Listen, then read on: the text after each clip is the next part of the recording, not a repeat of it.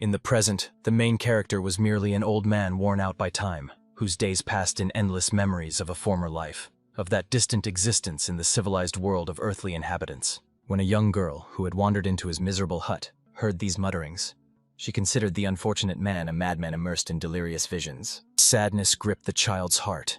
The little girl left him a treat prepared by her mother's hands, for which the decrepit wanderer poured out boundless gratitude. After that, the girl rushed away to her native hearth, secretly hoping that the old man's ailment would soon recede, and he would regain the strength to create and trade his crafts once again. By that time, half a century had already passed since the hero found himself in this alien world. Memories carried him back to that fateful day when he, along with colleagues from the workshop company, was making his way along mountain paths. Suddenly the elements struck them. A landslide swallowed the travelers. When consciousness returned to the unfortunate ones, they found themselves in a strange realm. Here dwelled gigantic three-tailed foxes and two-headed snakes of unimaginable sizes, and in the sky soared men, as if scorning earthly chains. Over time, the young man realized the bitter truth. They had landed in the world of xiangxia genre novels, which he once read during leisure hours. However, fate dealt cruelly and unevenly. His comrades began to live in prosperity surpassing anything they had known before, while So Eun-hyun himself received absolutely nothing.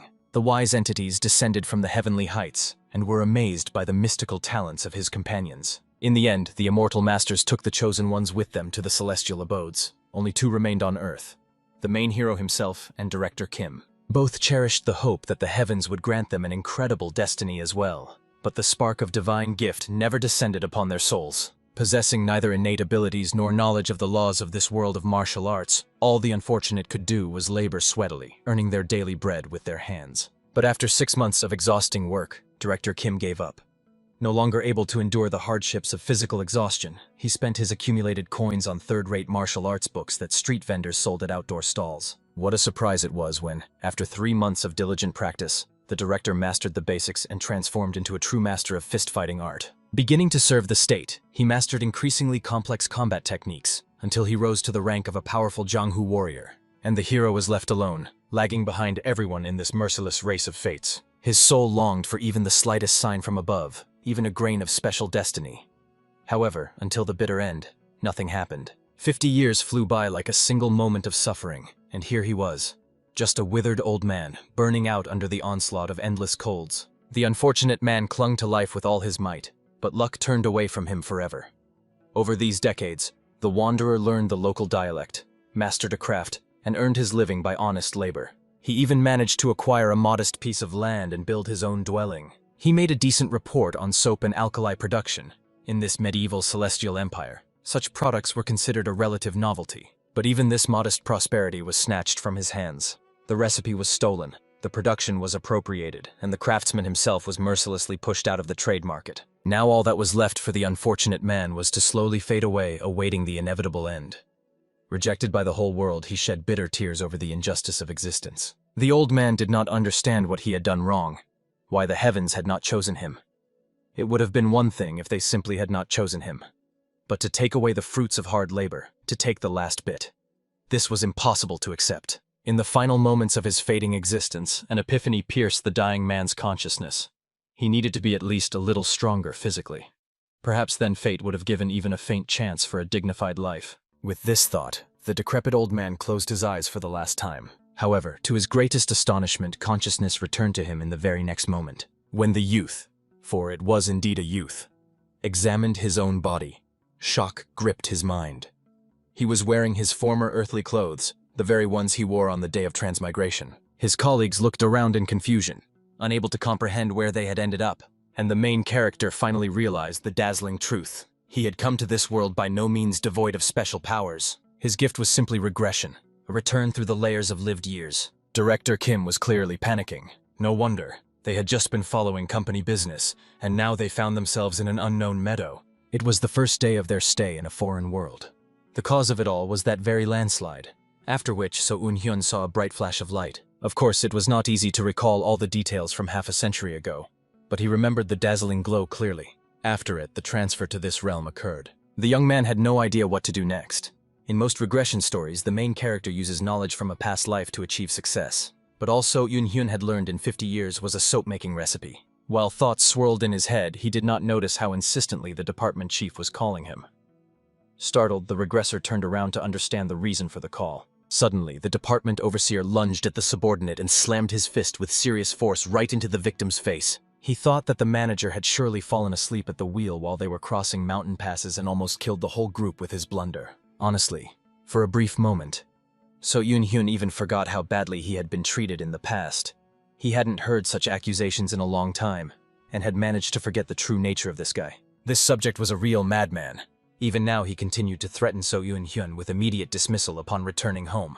The lucky bastard, the nephew of the company's managing director, became the department head at 32 solely due to nepotism. Colleagues tried to calm the raging overseer, explaining that the manager could in no way have foreseen the natural disaster. However, he still raged, shouting that So Eun-hyun was solely to blame for everything. And it must be admitted, there was some truth in the accusations.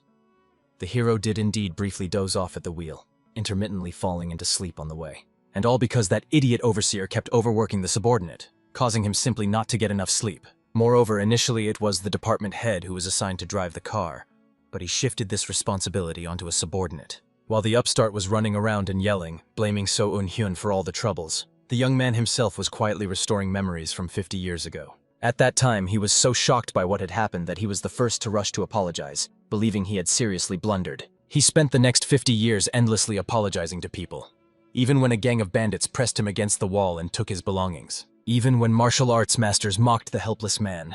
Even when an official stripped him to the bone under the pretext of customs duties, he kept apologizing and bowing his head. But over half a century he realized something. Humility is not weakness if a person is truly powerless to change anything. But now he could do it. Therefore, standing up straight, he made the department overseer understand. Now is not the time to throw accusations and sow discord. Shocked by the subordinate's audacity, he immediately went for his fists. The hero did not dodge. However, he clearly understood. He did not intend to endure this for long.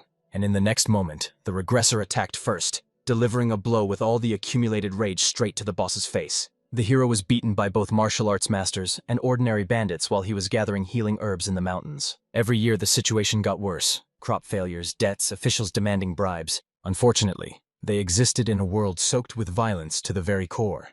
And in this world, the regressor gained what many lack, invaluable experience. For example, he knew that if you hit a person in the eyes, it greatly intensifies fear. When a victim is beaten in such a way, all they are capable of is only emitting screams of pain. And now the overseer finally shouted, beginning to apologize to the subordinate, and begged to stop the reprisal. Of course, So Eun-hyun might not have had the mystical talents admired by celestial beings, nor the incredible combat skills that would elevate him to the rank of an outstanding master. However, he had the strength to resist fate, the most necessary quality in his case. When the beating ended, Director Kim was amazed at how harshly the manager treated his supervisor. The hero clearly understood. He had lost his temper, so he apologized for shocking those gathered. He was also well aware of another thing. Most of these people would not see it until their own next death, so he still decided to apologize. After all, he was the one behind the wheel. The director, of course, forgave him. The department supervisor really pushed the subordinate to the limit. The hero could in no way influence the unleashed force, yet the manager went too far with the accusations. He had to apologize to his colleague for the injustice. The regressor had to agree. After all, they would surely meet again in the future with Director Kim. It is known that he will become one of the strongest warriors after beginning training in martial arts. If in this life the hero supports him, he will be able to derive considerable benefit from this relationship. Therefore, it was much wiser and more advantageous now to remain in good spirits with him. Returning to the beaten overseer of the department, he extended his hand to him and apologized for the unjustifiably harsh reaction. The first impulse of the beaten man was to become angry. It seemed he was about to lash out with his fists again. However, looking into the hero's eyes, his ardor noticeably diminished. Therefore, the upstart hastily turned away. At that time, when the conflict was resolved, the director suggested first to get out of the thicket and find a habitable place. In principle, if they found themselves lost in the earthly world, it would be quite a logical solution. Only no one yet knew that the logic in this kingdom was somewhat lame. The immortals rampaged, trying to strengthen their invulnerability. The only working rule here is the strong devour the weak. The local inhabitants of this world, Chinese with swords drawn, fought for a meager handful of glory and jingling coins. The Ascension Forest, the place where they ended up, held neither villages nor camps, nothing man-made at all. Therefore, since the luminary was setting, the hero suggested first to take care of shelter. It was a fairly reasonable thought on the part of the young man. However, the director was interested in where their car had gone. After all, it contained considerable supplies taken on the business trip. Unfortunately, it was unlikely that the car could be found. But hardly anyone would have believed the hero's words just like that. For this reason, he decided to allow those who wished to search for the missing item. To do this, he suggested splitting up. One group would organize a shelter, the other would go in search of the car. They agreed to meet again when it got dark. Soon night fell. Everyone gathered around the fire, many puzzled. How could it be that they were in the car when the landslide hit them, yet here they were without it? No one understood the reason for this. Therefore, they ate what they found in the forest. The hero, watching everyone satiate themselves with these beans, which tasted like chestnuts, asked no one to deny themselves food. He still had a sufficient supply of provisions. The director even smiled. Although they had gotten into such a predicament, thanks to the manager, the situation did not seem so bleak. After all, So Eun-hyun was truly a person one could rely on, a very diligent comrade. Moreover, as Director Kim understood, the hero was indeed very exhausted in the car from yesterday's overtime. The other comrades also stood up for the manager. After all, he always diligently fulfilled his duties. And besides, everything was turning out not so bad. They found a cave that evoked the atmosphere of a summer camp.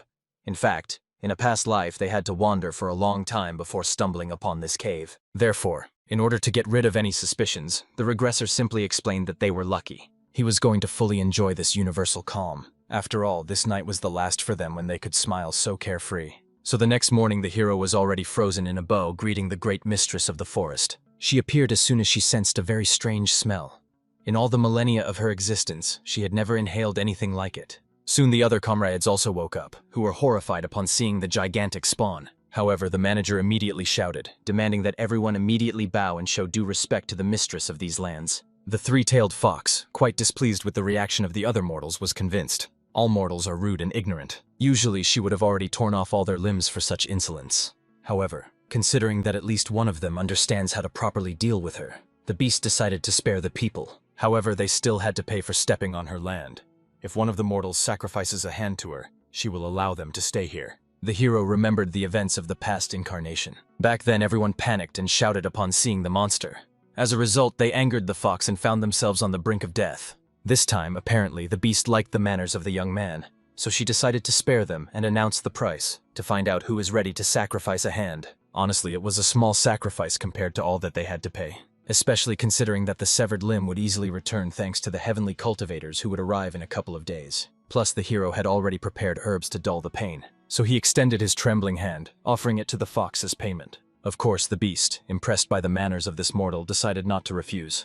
It even promised to take the limb as painlessly as possible. Soon the severed hand with a crunch was in the mouth of the huge fox. The hero, barely holding back sobs from the pain, immediately reached for the herb that dulled the suffering. While he chewed the healing potion, the fox was amazed. The hero's hand tasted like typical human flesh. It seemed that since this mortal smelled different, it would taste somewhat different as well. However, all that was different were some strange impurities in the blood. The manager hurried to apologize to the forest guardian for the fact that his sacrifice was not refined enough. The fox kept its promise, allowing the people to stay on its land for 7 days. Moreover, it promised that the young man would not die from the wound thanks to its divine power that had flowed into him. Immediately after that, the three-tailed sovereign dashed away, rushing somewhere deep into the forest thicket. Only then did the concerned comrades rush to the manager to check his condition. However, he ordered them to return to the cave, promising to explain everything later. Already in the shelter, he told that he met this vixen when he left the cave early in the morning. He also said that they found themselves in a world of martial arts and cultivation. It was extremely hard to believe. Since So Eun-hyun sacrificed his hand, they were safe for a week. Later, they would have to give up something else besides the limb. Right now, the hero wanted to take a nap, so he apologized to his comrades for leaving them like this. When the regressor woke up, he heard some disputes in the group. The department overseer was persuading to sacrifice another part of the hero's body. He believed that everyone should support his plan. After all, no one would want to part with their hand after a week. However, the comrades thought that the hero was extremely useful. He provided shelter and food. Therefore, the overseer thought it would be better if the others simply learned everything from the manager during this week. The hero had already lost a hand and was not that valuable, so it would be wiser if he sacrificed himself once more. Of course, saying all this, the department supervisor expected that So Eun-hyun would not hear his speeches.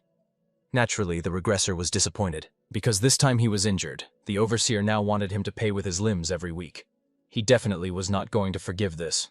After all, it was already insolence on his part. Considering that the hero had 50 years of experience with violence due to constant beatings, he could easily take down an office upstart even with one hand. Therefore now, looking at this scoundrel, The regressor had only to decide whether to kill him or not. However, for now he lowered the raised stone, not wanting to act too harshly. He had already scared his comrades quite a bit, and if he starts killing, it could negatively affect the relationship with Director Kim. Moreover, as he was leaving, the hero heard the other colleagues silencing the department supervisor, realizing that he was categorically wrong. So the regressor was able to breathe calmly, rejoicing that at least the comrades turned out not to be so bad.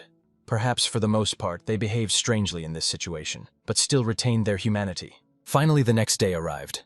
The hero got enough sleep and somewhat recovered. Moreover, unlike the fox that devoured his hand, a two-headed snake appeared, demanding only a little blood as payment for passage. In a past incarnation, this two-headed serpent sucked dry all the blood of the overseer, who lost his limbs due to his greed. However, this time the colleague himself offered his blood to the fiend. But even this sacrifice did not please the scoundrel.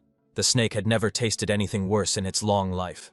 However, this was quite understandable. The blood of a 21st century office worker was soaked with nicotine and cholesterol.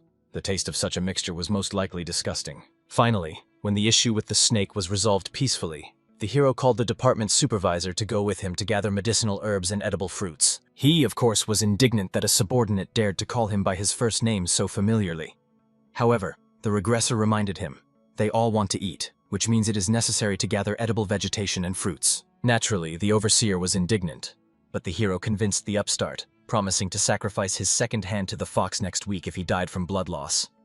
So someone must continue his work of survival in the forest thicket. The overseer expressed all possible gratitude for such a selfless sacrifice made by the manager. However, So Eun-hyun was only being sly. He knew perfectly well that the mistress of the forest would never return, so knowledge about gathering fruits would be useless to anyone here in the future. In the end, the regressor led the overseer deep into the forest and continued shouting instructions when he gathered the wrong plants that were required. He made it clear that from these berries, which the upstart was holding in his hands just now, one could even die a painful death. In the end, the young man took out his frustrations on the overseer in every possible way, just as he had done in the office until now. At some point, the unfortunate man became so exhausted that he begged for even a short break. He was terribly tired just digging in the roots of plants. However, the hero did not feel a drop of pity for him. After all, that was exactly how they treated him when So Eun-hyun had just joined the company. Therefore, he reminded them they needed to finish everything before dusk. They continued digging in the ground until they finally discovered ginseng. When the overseer saw the find, he could hardly believe that he had discovered such a rarity. The hero, however, perfectly understood the truth. Although this plant outwardly resembled ginseng, in reality, it was the root of yellow bamboo, ordinary in size with a pinky finger. But in this forest, everything was saturated with mystical energy, so the root had grown to such gigantic proportions. For cultivators, these roots were worth absolutely nothing. But for martial arts elixirs that enhance physical power, this was a real find that could help Director Kim cultivate inner strength. Moreover, 2 more bamboo shoots were growing here. Therefore, the hero asked the overseer to undress and put the roots into his t-shirt. Finally, evening began to fall, so it was time to return to the shelter. However, soon everyone heard the thunderous sound of a battle unfolding right in the middle of the forest. From the deafening noise, everyone fell to their knees except the hero and Director Kim himself, who stood on their feet, not understanding what had happened to the other comrades. At that very moment, men appeared, akin to deities. They were amazed. How many talents were in this forest? In the end, the celestial beings immediately began to argue to divide the spoils. Which talent would go to whom? The director was extremely agitated, not comprehending who these people were. In the end, among the 3 colleagues who were now writhing on the ground, the immortals sensed spiritual roots. The rest turned out to be mere mortals, devoid of the gift. The first of the celestial beings unleashed his lightning power, aiming at the department overseer. His body immediately sparkled with discharges. It became obvious.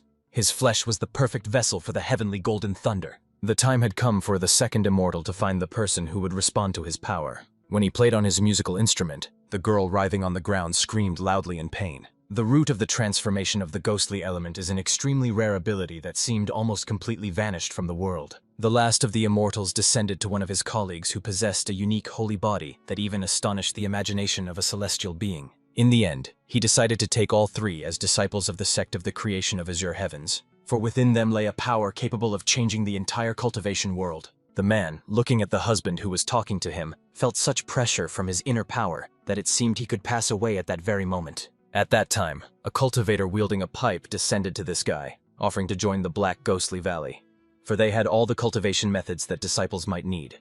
Moreover, they possessed powers originating from the heavens themselves. glory and riches that could be shared with their followers. In the end, all three Celestials began to argue over who exactly would take these three talents into their sect. Meanwhile, Director Kim was extremely panicked, hoping that these entities would help rescue them all from the forest. Otherwise, they were doomed to perish here. The indignant immortal only opened his magical vessel, lamenting that mortals turned out to be so weak. It was unknown how they even ended up here with their frail bodies. After that, the body of the department overseer began to be sucked inside the artifact. At that moment, the warrior of the Azure Heavens sect noticed the hero and realized one of them had voluntarily sacrificed a hand to the fox, the mistress of the forest. Although So Un-hyun appeared to be a mere mortal in his eyes, he was clearly not a coward. Therefore, the celestial being decided to restore his limb as a gesture of goodwill. After that, they dragged three colleagues with them, explaining to the remaining ones that they had already caught all the monsters and beasts in this forest along the way. So the next 10 years would be safe here for ordinary mortals. Then they flew away into the heavens, and Director Kim begged them to wait. After all, they had no idea where to go next. In the end, everything happened exactly as it did 50 years ago. No matter how much the survivors screamed, the deities ignored them as if they were insects unworthy of attention. However, it was comforting that the hero at least managed to get his hand back. Now it was necessary to somehow calm the director, who had no idea what they were supposed to do alone in this forest wilderness. However, suddenly So Un-hyun noticed a meteor shower. Bright lights in the sky, all heading in one direction, as if something important was there. Immediately after that, the next day, one of the remaining colleagues fell seriously ill and began coughing up blood. Another girl constantly sat with her friend, but did not know how to help her. She hoped that So Un-hyun knew some useful herbs or healing remedies. However, the hero asked to wait a little. They were useless here, but someone might appear who could heal her with true power. And indeed, they heard a voice echoing through the cave. The man was amazed that mortals had embarked on the path of ascension. After all, they were like ants caught between dragons in the midst of their quarrels. Of course, Director Kim panicked, as he did not understand who this man was. The young man stepped into the light and introduced himself as the king of the sea dragons. He had come here as soon as he sensed that something had appeared out of nowhere, and he had to find out the cause of this anomaly. However, he immediately noticed the girl lying on the ground and realized it was she who had unconsciously used storm magic. Of course, the dragon was tormented by curiosity. How could an ordinary woman with no hint of cultivation suddenly possess such a devastating power and do so completely unconsciously? So Heo Un-hyun hurried to join the conversation, explaining that they had arrived here very recently. But one by one, powerful beings like the sea dragon himself began to appear and take his companions away. However, immediately after these words, the young man burst out laughing loudly. He could not believe it. Among the hero's colleagues, there were several people with outstanding potential, and as if according to a script, powerful cultivators found them and took them away. It turned out, in that case, he was just another unexpected visitor who had come for the soul of this girl. Amused by the hero's stories, he decided to tell the mortal where they were now. This was a place known as the Ascension Path, or the Path to Ascension, the main gates leading to the upper realm. Very soon, somewhere nearby, a spatial rift called the Ascension Gates will open. This happens once every 1,000 years. Hundreds of thousands of cultivators and spiritual entities are already gathering at the Ascension Path to enter the upper realm, so it was not surprising that the Celestials appeared next to them one after another. Director Kim was still surprised. Why did those people take his colleagues into their sects? Even if the Celestials were heading to the upper realm, it was unlikely that his comrades, ordinary people, could enter there. In principle, the sea dragon was not surprised that it was difficult for a mortal to comprehend the laws occurring here. He explained, among cultivators there is a technique that allows compressing large objects and then placing them inside magical artifacts. The Celestials create entire sects right inside such items. Their goal is to ascend to the upper realm together with their sects when the Ascension Gates open. The sea dragon also placed one of his underwater castles inside such an item. Inside slumber 1,800 sea dragons waiting for their time. After that, he approached the girl lying on the ground, realizing that she was extremely unusual. If she joined the Sea Dragon clan, she could become an outstanding entity whose name would resound in the upper realm. Of course, Director Kim immediately rushed to his colleague to prevent her from being taken. After all, she was already in a terrible state. However, suddenly he felt a force that pressed him to the ground, as if all his organs were turned inside out. The Sea Dragon explained to the director he would give this girl his blood and accept her as his own. That would be better for everyone. Moreover, he decided to give people a small piece of advice. It is not worth mindlessly interrogating high-ranking cultivators. Of course, he decided to answer them, but only out of kindness. Others would have long ago killed them just for mortals daring to ask a question. Having taken his true dragon form, he flew away somewhere into the skies. In the end, by morning, almost everyone was taken away. Only 3 remained. Honestly, one of the colleagues was shocked by what had happened. First there was a landslide, Then immortals and dragons began to abduct her comrades one by one. All she hoped for was that the manager would at least not abandon them if he was also taken. In this forest, they definitely would not be able to survive alone. The hero felt pain watching this reaction. However, he understood. Her time had come. At that moment, the girl felt some pain inside, as if something was moving within her body. The next moment, she weakly warned her colleagues. Something was already here, very close. In the next moment, some old man appeared on an armored horse, who was extremely surprised that ordinary mortals had found themselves on the path to ascension. He realized, it seems that before the gates of ascension opened, all space became unstable, so they could have been carried by a spatial storm to this place. After that, dismounting from his steed, he decided to find out from the mortals who among them was emitting such powerful mental waves. He felt an extremely powerful presence, and even thought that this was a sage from the upper realm who had descended here. The director hurried to explain to the elder that this girl was their colleague. However, the old man only got angry at this man and immediately shouted so loudly that the man was blown away by the vocal wave. In the last moment, the regressor hurried to catch his comrade, preventing him from being badly injured. However, because the manager slid his back on the ground, it was all covered in bleeding wounds. The skin was rubbed down to the flesh. The elder himself at that moment decided to take the girl for himself. Although she had no spiritual roots, he could awaken them with his power. He was curious to find out what would happen if such an unusual mind evolved into the divine consciousness of a cultivator. The girl continued to sob, as she did not want to part with the director and the manager.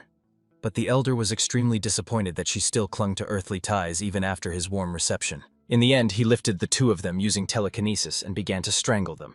He decided to personally sever their bond by killing these people before her eyes. But the girl agreed to do anything if this elder spared her comrades. The condition of the celestial being was one. She must forget everything that connected her to the mortal world. As soon as she agreed, the elder immediately lowered the two unfortunate ones to the ground. He also realized, leaving these two here was fraught with consequences. Therefore, he decided to transfer them to the land of mortals, which was located nearby. He opened a spatial rift to throw them to a random place on Earth. Even the elder himself did not know where they would end up. They began to be sucked into the portal. The director just screamed in shock, and the hero did not forget to grab his herbs, which he had been collecting in this forest in the last moment. Soon these two were thrown onto some unknown market, where loud cries of merchants were heard from all sides. The hero came to and immediately rubbed his bruised head. It seemed he himself did not fully understand where he had ended up. In his past life, he had never been to such a place. So, that immortal was telling the truth. The relocation was completely random, although the road seemed vaguely familiar to him. Therefore, looking around, the hero realized it seemed he had once lived in this place. This was the capital of the Yang City Sokyon. Very soon they got tired of wandering around the unknown city and sat down to rest. Then the director confessed to the manager that he did not understand at all what was happening now. Of course, it would be extremely nice if everything really turned out to be just a silly dream. Now only he and So Un-hyun remained, although the director was even glad that those fiends did not choose them as apprentices. The hero himself had not yet decided how he needed to act. Although he regressed, in the past incarnation he was no more than a herb gatherer. In the end, he realized, hanging around forever in back alleys is not the best option. Therefore, he suggested getting out of this dark corner. They walked through the city, hearing conversations around them in a language similar to Chinese. However, of course, the director was surprised that these people looked at them and whispered something. The hero hurried to explain. The locals were surprised by the clothes they were wearing. However, he asked the director not to worry about anything. He supposedly knew Chinese and could talk with these people. Of course, the director tried to show joy. However, honestly, he was frightened by the terrible sight of the hero's bleeding back, although the young man pretended as if nothing had happened. In fact, So Un-hyun lied. He did not know the Chinese language. Although the characters looked similar, the pronunciation of these languages was completely different. In his past life, he endured mockery and ridicule from the poor for 2 whole months because of his accent, just to learn the dialect. But now there was no need for that. For this reason, he immediately suggested to the director to go and find himself better clothes. Although the director did not understand how they would acquire them if their money was just paper in this world. Soon the hero came to the healer's shop to sell the herbs he had gathered in the forest. When the apothecary saw that very young bamboo, he almost choked. The hero was selling such a rare herb. The young man himself explained that this root of yellow bamboo was at least 8,000 years old. And, obviously, the elder decided to give the young man 15 silver ingots for it. The regressor was frankly amazed by this amount. After all, in his past life, he never had so much money. However, he still pretended to be knowledgeable, and demanded that the elder give him the promised sum as soon as possible. After that, they bought clothes and found a house where they could now live. Moreover, the hero promised, from this day on he would teach the director the local language, for which the director was very grateful. In fact, the hero tried his best to pretend that they had no problems. But after a couple of guards issued them identification tags, and after buying land and a house, they were left with only 1 silver ingot. While the hero carefully counted the remaining coins, the director just awkwardly stood aside. Moreover, he suddenly suggested to the regressor, now that they found themselves in a completely new world, to call each other simply by their names, and thanked the hero not as a manager but simply as a friend. Very soon, the director at home decided to find out from the hero how he managed to earn money for this dwelling. So Yoo Eun-hyun explained that he sold the found grass. However, as soon as this vegetation runs out, the source of income will disappear. So it was necessary to come up with a new way to earn money. Of course, the director immediately suggested investing the remaining funds and starting his own business. The hero immediately estimated the approximate amount they could get from selling the grass.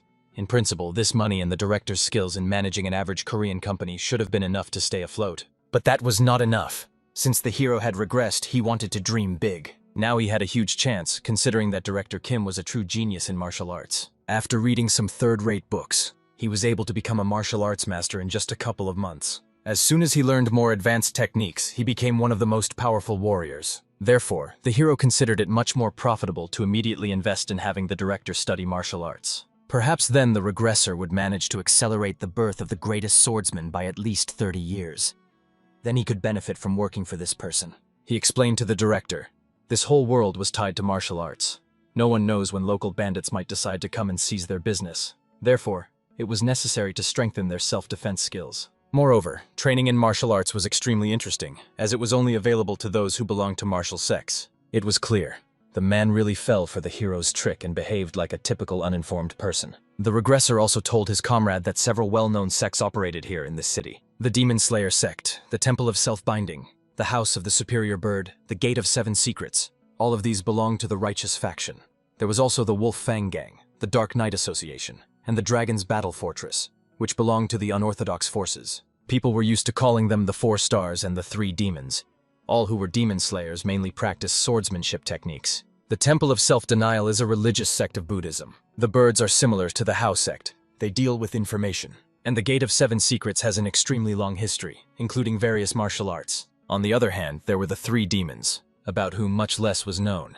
It was said their techniques were based on stealth and sorcery, and they engaged in suspicious activities. The hero decided to find out which sect the man liked. He immediately chose the Demon Slayers. After all, being a martial arts master is the most prestigious, and studying swordsmanship techniques suited the man perfectly. The regressor fully understood this choice. No wonder, considering that the man before him in his past life was called the best swordsman in the world. When it became curious where the hero had learned all this, he hastened to explain. He had overheard fragments of conversations around the district. Thus, 3 months of training passed before they set off to the combat clan.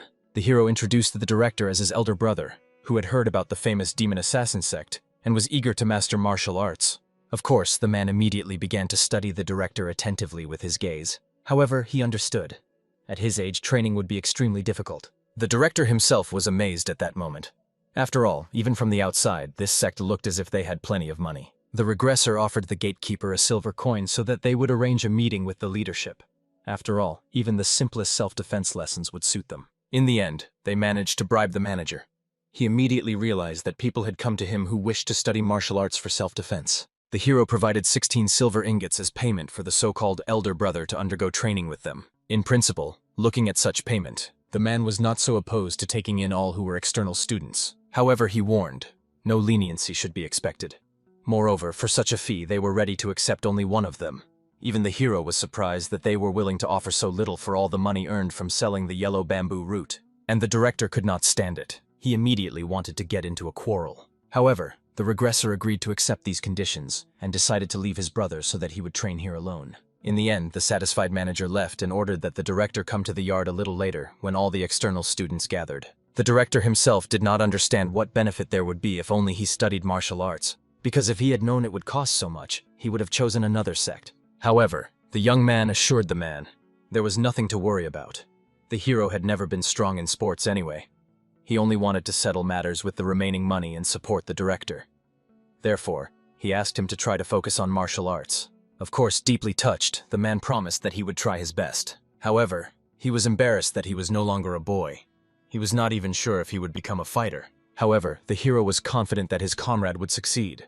Therefore, he asked him not to be discouraged and to hurry to training. 7 months passed, and the time for the internal competitions of all Demon Slayers approached. However, the entire Demon Slayer sect awaited a huge shock. A man appeared so strong that he defeated their best students one after another. Obviously, to master martial arts skillfully, it is necessary to understand its true meaning and be physically suited for it. A third-rate warrior who understands the true meaning of martial arts can become second-rate if he finds his own interpretation.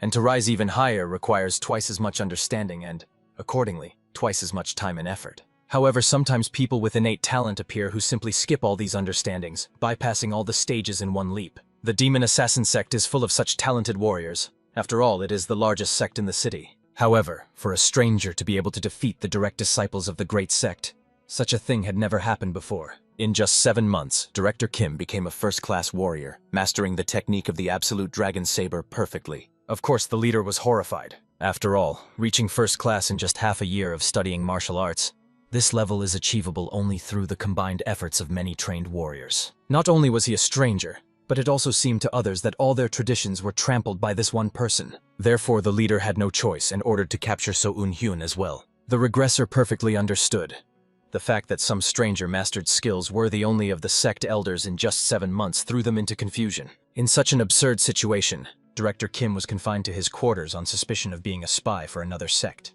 However, the hero did not understand why the suspicions also fell on him if he was not connected to martial arts at all. Moreover, the regressor was amazed. Director Kim was not worried at all. Even while imprisoned, in his room he continued to train. He did not even know that he should be concerned about the suspicion of espionage. And the hero reminded, usually in martial arts novels, in such cases, the given skills are destroyed or cut off from the energy flow. But for some reason, the director considered it a certain trial. If he overcame it, he would be able to break through to the next level. Honestly, these thoughts were like those of a true fiend. The man had only recently become a first-class warrior, and he was already talking about his next stage. As is known, beyond the first class was only the peak of martial arts, the level at which only the sect leader or elders resided. They were also called absolute masters, and there were barely 1,000 of them across the entire country. In martial arts, an even higher stage was not yet mentioned. Therefore, in the usual understanding, the peak of martial arts is the last stage that can be reached through martial arts. However, at such a pace, the birth of the greatest swordsman in this world accelerated not by 30, but by all 40 years. In the end, another 7 days passed in their confinement and constant training under Director Kim. Once again, he sat in his room meditating, radiating energy from his own body. His flow of chi was so powerful that such a thing was only available at the peak of martial arts. At this level, 3 flowers of energy manifested, and Director Kim himself realized he had already overcome the barrier. Now neither he nor the entire Demon Assassin sect was afraid. Of course, So Eun-hyun was deeply impressed. After all, the director's talent exceeded even his expectations. The man was no less impressed. He had no idea he had such a gift. Maybe that's why he loved martial arts novels so much as a child. At that moment, warriors came to them to read out the order of the sect leader. He gave the order to destroy the traitors and spies who tried to steal the techniques of the Demon Assassin sect. When the warriors surrounded the two, the hero began to explain that they were not spies and could not even think of anything like that. However, no one listened to the regressor. They immediately attacked him with fists. After all, they all heard how the two spoke in a coded language. But before anyone could harm the manager, the director immediately grabbed a sword and struck the manager's hand. He of course screamed in pain, then dropped his blade aimed at the hero. And the director calmly explained.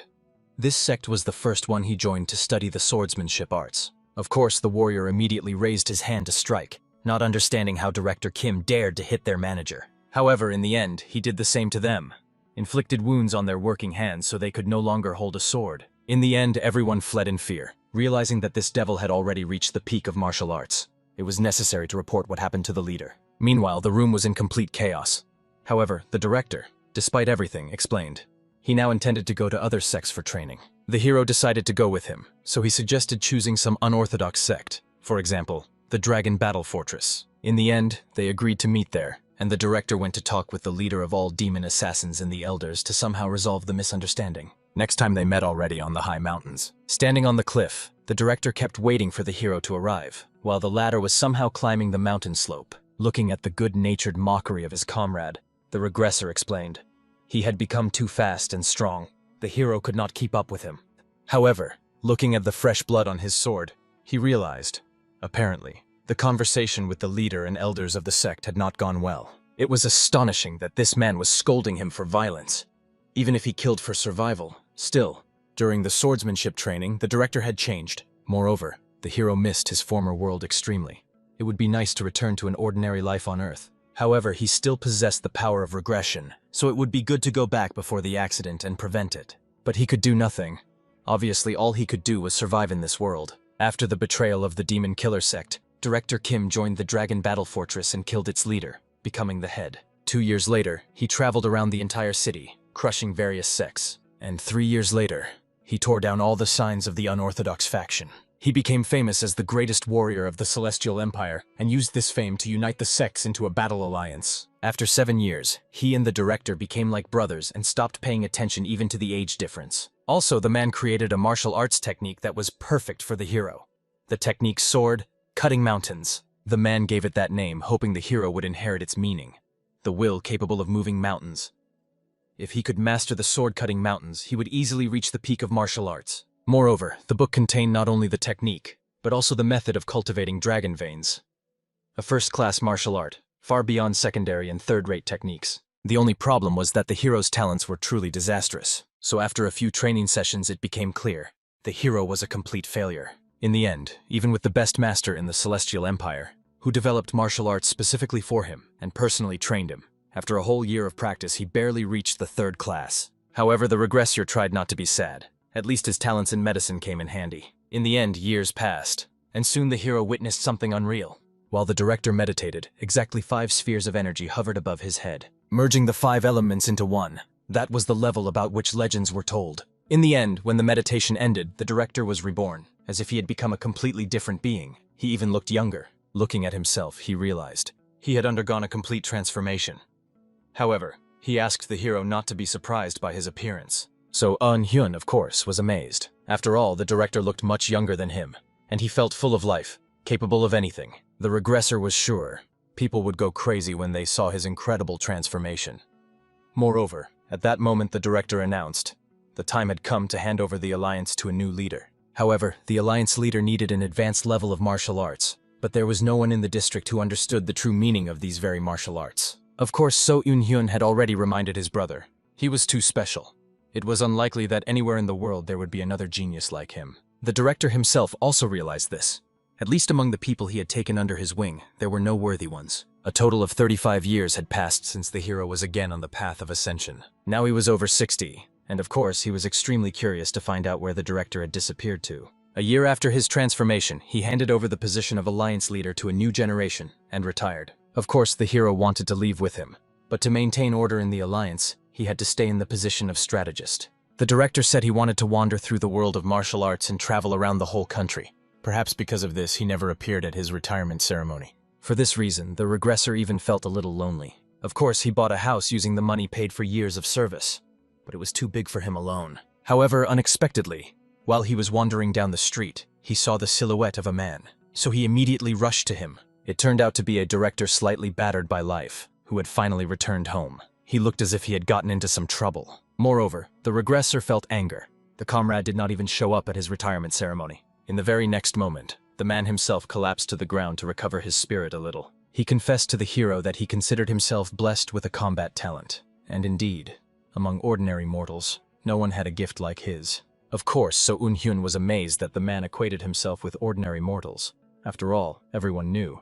Under this sky, he was the strongest. However, the young man fought with the cultivator. The hero had to remember, these were the very fiends who came and kidnapped their comrades. As is known, the celestial beings never revealed themselves openly, but secretly conducted affairs through the royal family, manipulating the entire country. After the founding of the Combat Alliance, due to their increased influence, the cultivators began to put sticks in the wheels in every possible way. The director did not like this, but resisting them was like going against an entire nation. Therefore, to protect the alliance, they had no choice but to submit. Because of this, the director resigned from his position. He decided to stand against the demigods alone, and began searching for them across the entire country. These cultivators were extremely difficult to find directly. But even when he managed to and challenged them to a duel, they completely ignored his challenge. As they said, a mortal was not worth a penny of their attention. And then they ran away using flight or illusion techniques, not leaving him even a ghostly chance. However, 5 years ago, he finally managed to fight the cultivator and won. Of course, the hero realized. If the brother had done this while being the leader of the alliance, he would surely have had a lot of trouble. But the problem was that the director fought at the limit of his abilities against the cultivator, who had reached the stage of building the foundation, and could only scratch the tip of his finger. The celestial being declared, if a mortal even touches his body, he will consider it a victory. So yes, technically he prevailed. The regressor had heard about the stage of foundation building and immediately realized it was surely something great for the world of cultivators. Perhaps it was among the top 10 or something like that. However, it turned out that the stage of that husband was the second from the end in the world of cultivators. Simply put, he was a second-rate warrior of the heavens. Of course, for So Eun-hyun himself, this sounded like complete nonsense. He realized that cultivators are formidable beings, but Kim Yeon-hun's combat abilities were still colossal. He is one of those people who can literally walk on air and perform various tricks in the sky, break through steel tempered for 1,000 years, cutting buildings like tofu. And in the end, a genius of such a level was only enough to scratch the fingertip of a second-rate cultivator. Now Kim Yeon-hun understood. He hadn't seen beyond his own nose. They were nowhere near the level of the celestial beings. Each of the cultivators is as powerful as a natural disaster. Today he managed to cut off the wrist of one such cultivator. Obviously, So Eun-hyun was pleased. This meant that Kim Yeon-hun's martial arts surpassed his enemy. However, it turned out the celestial being simply wore a talisman, and his hand grew back as if nothing had happened. So it seems Kim Yeon-hun's path of martial feats will end today. He came to say goodbye to the hero. That cultivator declared that he highly values his determination. Therefore, he will take him into his sect of cultivators, and the swordsman will begin to rise again from the very bottom of the heavenly path. Of course, So Eun-hyun understood. Cultivation literally means that Kim Yeon-hun will embark on the path of immortals. However, as they knew, this is impossible without spiritual roots. It turns out the stage of 5 energies converging to the source, which martial arts masters reach, corresponds to the spiritual root of the 5 elements, with which cultivators are usually born. To master the talents granted to a celestial being from birth, ordinary people like them must study their entire lives. After that, Kim Yeon-hun cut through space and time using his blade. It was time for him to leave. Now he aspired to the next kingdom. He prepared a scripture as a gift for the hero, who decided to hand it to him one last time. Of course, So Eun-hyun accepted this scripture. However, until the very end, he kept calling his brother, begging him not to leave. Now in his hands was only the scripture about overcoming cultivation and exhausting martial arts, a teaching that would help surpass even cultivators. Of course, the hero was stunned, not understanding why the elder brother left, leaving his younger behind. In the end, time flowed on as usual. However, his fate repeated itself. Even though he lived 50 years differently in this world, he died again from a cold, just like last time. In the end, such was fate. No matter how much people resisted, fate was unavoidable. The betrayal of mortality caught him on the same day. To avoid feeling regrets again, he tried to live a fulfilling life. He was so busy that he didn't even think about marriage. But in return, he united all the martial sects of the kingdom and attained all the wealth and honors that one could experience in the human world. However, a feeling of disappointment still nested in his soul. Perhaps, with a little more effort, they could have reached the heavens together with Kim Yeon-hun. All that remained for him was to grit his teeth from a sense of helplessness and complete regret. Thus ended his second regression. In the end, he opened his eyes again and found himself in that very forest on the path of ascension. His body was once again overflowing with the energy of youth. Apparently, the regression was not a one-time event. The department overseer again tried to hit him for abandoning them all in such a trap. However, the hero instinctively dodged all his blows, pondering in his soul why he had regressed again. Now his body was filled with energy.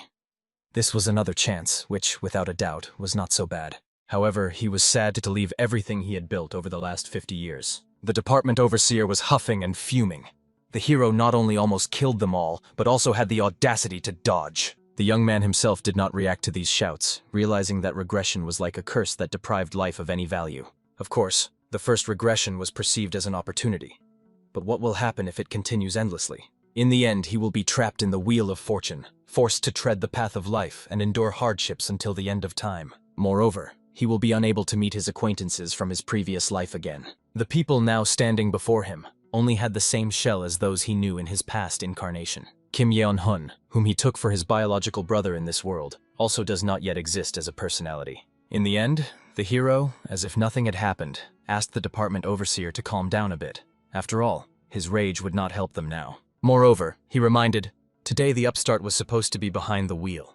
Also, So Eun-hyun immediately said before getting behind the wheel that he had slept poorly last night because of the ton of work that was dumped on him. Besides, he could not comprehend how he was supposed to foresee the landslide or avoid it. Therefore, it would be better if the overseer stopped looking for the guilty and thought about what to do next. After that, He addressed Director Kim, accidentally calling him by his usual name, Kim Yeon-hun, and promised to look for a place to stay until it got dark. He entrusted the others with searching for the car or a way out of this forest thicket. He warned, when the sun sets, he will light a fire, so everyone will gather around it. In fact, although he was giving orders to everyone, he did not know if there was any point in sticking with these people at all. After all, in the end, he would still be alone. As agreed, in the evening they all met in the cave and slept near the fire. However, the hero did not sleep, because the possibility of endless regressions was extremely frightening. It seemed to him, such a skill simply should not exist. Perhaps to get rid of it, he had to return to Earth. But judging by the fact that every time they ended up on the path of ascension, he had no idea how to get home. He remembered the words of that old cultivator who took one of the comrades to himself. He warned, before the opening of the ascension gates, the entire space becomes unstable. They were carried away by a spatial storm. This means that these ascension gates existed somewhere, and because of them, they ended up in this world. Perhaps, with their help, it was possible to return home. But first and foremost, the hero needed to become stronger. After all, being a mere mortal, he would not be able to change anything. He must become a cultivator, like Kim Yeon-hun. And as soon as he obtains eternal life, he will definitely be able to reach the ascension gates. In the end, the decision was made. He would definitely become a cultivator and pass through these gates. Time passed. He was climbing through the forest and searching for various roots. He decided to eat one of them and felt powerful energy splashing in his core. In his past life, he did not know heart techniques, so he ate yellow bamboo roots, but it gave him nothing. But if he had used the dragon vein method selected for him by Kim Yeon-hun, everything could have changed.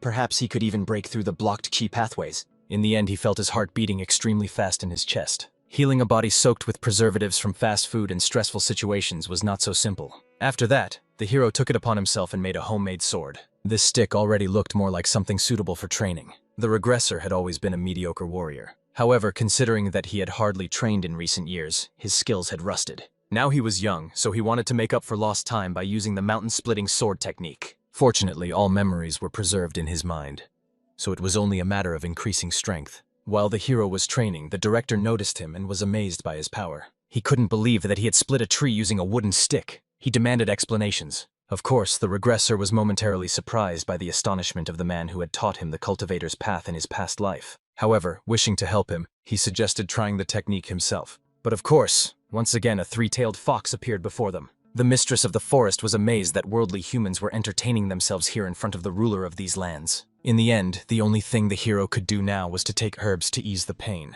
He only wearily realized, both in his first life and in the second, he was a true weakling. Even in the third regression, his life was no different. He still went to the fox to greet her. In his second life, he swore to reach the stage of 5 energies converging to the source and become a cultivator. But even studying under the best master for decades, he barely managed to become a first-class warrior. His abilities were insignificant compared to the talents of the other comrades. However, in the third life, he became cold-blooded enough to tear off his own hand with his bare hands. After that, he offered his limb to the fox. He persevered. Even if his path would take millennia or 10 times more, he could not give up. The fox was pleasantly surprised that the mortal knew how to behave before her, and even offered a sacrifice of his own free will. In the end, she decided to accept it. The hero basically did not refuse to give his hand to this spawn until he surpassed her in strength. In the end, after eating his hand, the mistress allowed them to stay for a week. The regressor went into the forest and continued to hone his techniques. Apart from the day when the cultivators came to heal him and kidnap his comrades, he trained all the time without rest or food. He stopped only on the 4th day, when he decided to ask a question to the great king of the sea dragons. The celestial being liked the mortal's address, so he allowed him to ask a question. The hero understood perfectly. He wants to take their deputy manager with him. However, he was interested in why an immortal without spiritual roots was needed by the sea dragon. After all, she could not live more than 100 years as an ordinary person. The sea dragon was amazed by the knowledge about cultivators, and explained, "If the woman accepts his blood, she will awaken her spiritual roots according to her talents." The regressor was not afraid to ask the sea dragon to give them such a chance. After all, he and the girl are from the same edge of the earth. Perhaps they also have powers that could be useful to the sea dragon. However, he only laughed somewhat unkindly upon hearing this request. In the end, he decided to warn the hero about one important thing for his own good. In conversations with high-ranking cultivators like the dragon himself, it is necessary to avoid any requests. After all, they have lived for tens of thousands of years and have learned countless things that a person is almost incapable of comprehending. The sea dragon decided to forgive him out of kindness of heart. However, he warned, There are more eccentric cultivators ready to crush a mortal like a bug with just a sideways glance. After that, the dragon flew away under the confused gaze of the director, who did not know what to do best. After that, the hero spoke with another great cultivator. He explained that his colleague was a mere mortal without spiritual roots, so it was curious why he was taking her as a disciple. It turned out that this elder had a priceless pill that awakens spiritual roots. It can grant a mortal the ability to become a cultivator. Although to reach the spiritual roots of the 5 elements, mortals could also use martial arts. However, this path took too much time, and the result was mediocre, so there was a better way for people. After that, the elder, as usual, opened a portal, sending the little people away. The next time the hero opened his eyes, he found himself already hanging on a tree branch. He realized that he was in the southwestern part of Yango. In the end, his previous life passed exactly like the second one. In it, together with Kim Yeon-hun, they traveled across the country. Now, after 100 years of wandering, the hero knew every corner around. In the end, he helped the director to his feet and led him to the nearest town, explaining the situation along the way. Obviously, he was completely confused, but quickly came to terms with reality. Soon they reached the town. They sold herbs from the ascension path to buy a small house. The hero taught the man the language, as well as the saber that cleaves mountains, which he himself created during his second regression, modifying the sword that cleaves mountains to better suit the weapon he used. However, during the man's training, the regressor was extremely demotivated. In just 3 months of training, Kim Yeon-hun reached the level of 3 flowers in martial arts study. 2 lives were spent on training, and the hero barely broke through to the first level. In the end, having broken through to a new level, the director was glad that now he could finally beat even the manager. After these words, the hero was convinced. This person was not the Kim Yeon-hun, whom he once considered his brother in a past life. Moreover, mentally even this Kim Yeon-hun was now several times younger than him. After all, by mental standards, the hero was already older than this man's grandfather. Therefore, he decided not to waste this life following him. He explained that their paths diverged here and handed him a scripture on the contemplation of cultivation and the supremacy of martial arts. The director was overwhelmed with emotion when the main hero announced his unwillingness to continue the joint journey. The man sincerely believed he had made some mistake and was eager to find out the true reason for such an unexpected decision. The reason lay in the events of the warrior's first life. Kim Yeon-hun, who once led the Martial Arts Alliance, experienced the bitterness of despair after a crushing defeat by a cultivator. The second regression was almost no different from the previous one. He created a scripture on the contemplation of cultivation titled Supremacy of Martial Arts, supplementing it with a treatise, Overcoming Cultivation and Exhausting Martial Arts. He fought several cultivators but was unable to defeat them. In the end, the warrior capitulated, renouncing the path of martial arts and abandoning hope of matching cultivators. In this current life, the same fate awaited him, but the hero did not want to see his face distorted by despair. Therefore, he expressed to the man his desire to wander the lands, perfecting his martial skills. Moreover, the director's skills were already more than sufficient for independent achievements. The main hero taught him literacy, language, and combat techniques. Now the director is a warrior at the peak of his rank, and he has nothing to worry about. However, the man was still deeply troubled by another parting with his compatriot. To comfort him, the hero suggested meeting in this house every 2 years on this very day. After they agreed, So Eun-hyun left the director's residence. The hero's path lay through the pavilion of exalted reverence. At its gates, a guard stopped him, blocking the passage. Bowing in greeting, the warrior hastily explained that he had come with a request for a duel. However, the guard declared, no one can simply appear in their pavilion and make demands. In response, the hero instantly drew his blade and attacked the blade held by the guard. The sword shattered into pieces in an instant. The warrior realized that he had become significantly stronger, so he was surprised that he was still not taken seriously. After such a demonstration of strength, he was finally allowed inside. In the luxuriously furnished sect, a maid who came out to him escorted the guests to the place where the leader awaited. When they passed through the corridors, they found themselves in a huge training ground. The sect leader was extremely surprised to see the hero. After all, he had been informed of the arrival of a first-class warrior. However, he could not have imagined that So Eun-hyun would be so young. Bowing, the hero introduced himself to the man and greeted the pavilion leader according to established rules. After that, he asked the sect leader to share his wisdom in battle with such an inexperienced youth. He immediately took out his weapon, Bian, which was a metal whip. Deciding to start the duel immediately, he spun it, preparing to attack. However, the hero, shocking everyone present, blocked the strikes of 9 segments of the sect leader's nunchaku with one sword. The leader, watching the warrior increase his speed, realized he had surely already reached the level of complete fusion with the sword. He was indeed a first-class fighter, and quite experienced. He was sincerely amazed that he had met such a young man who was equal to him at such a young age.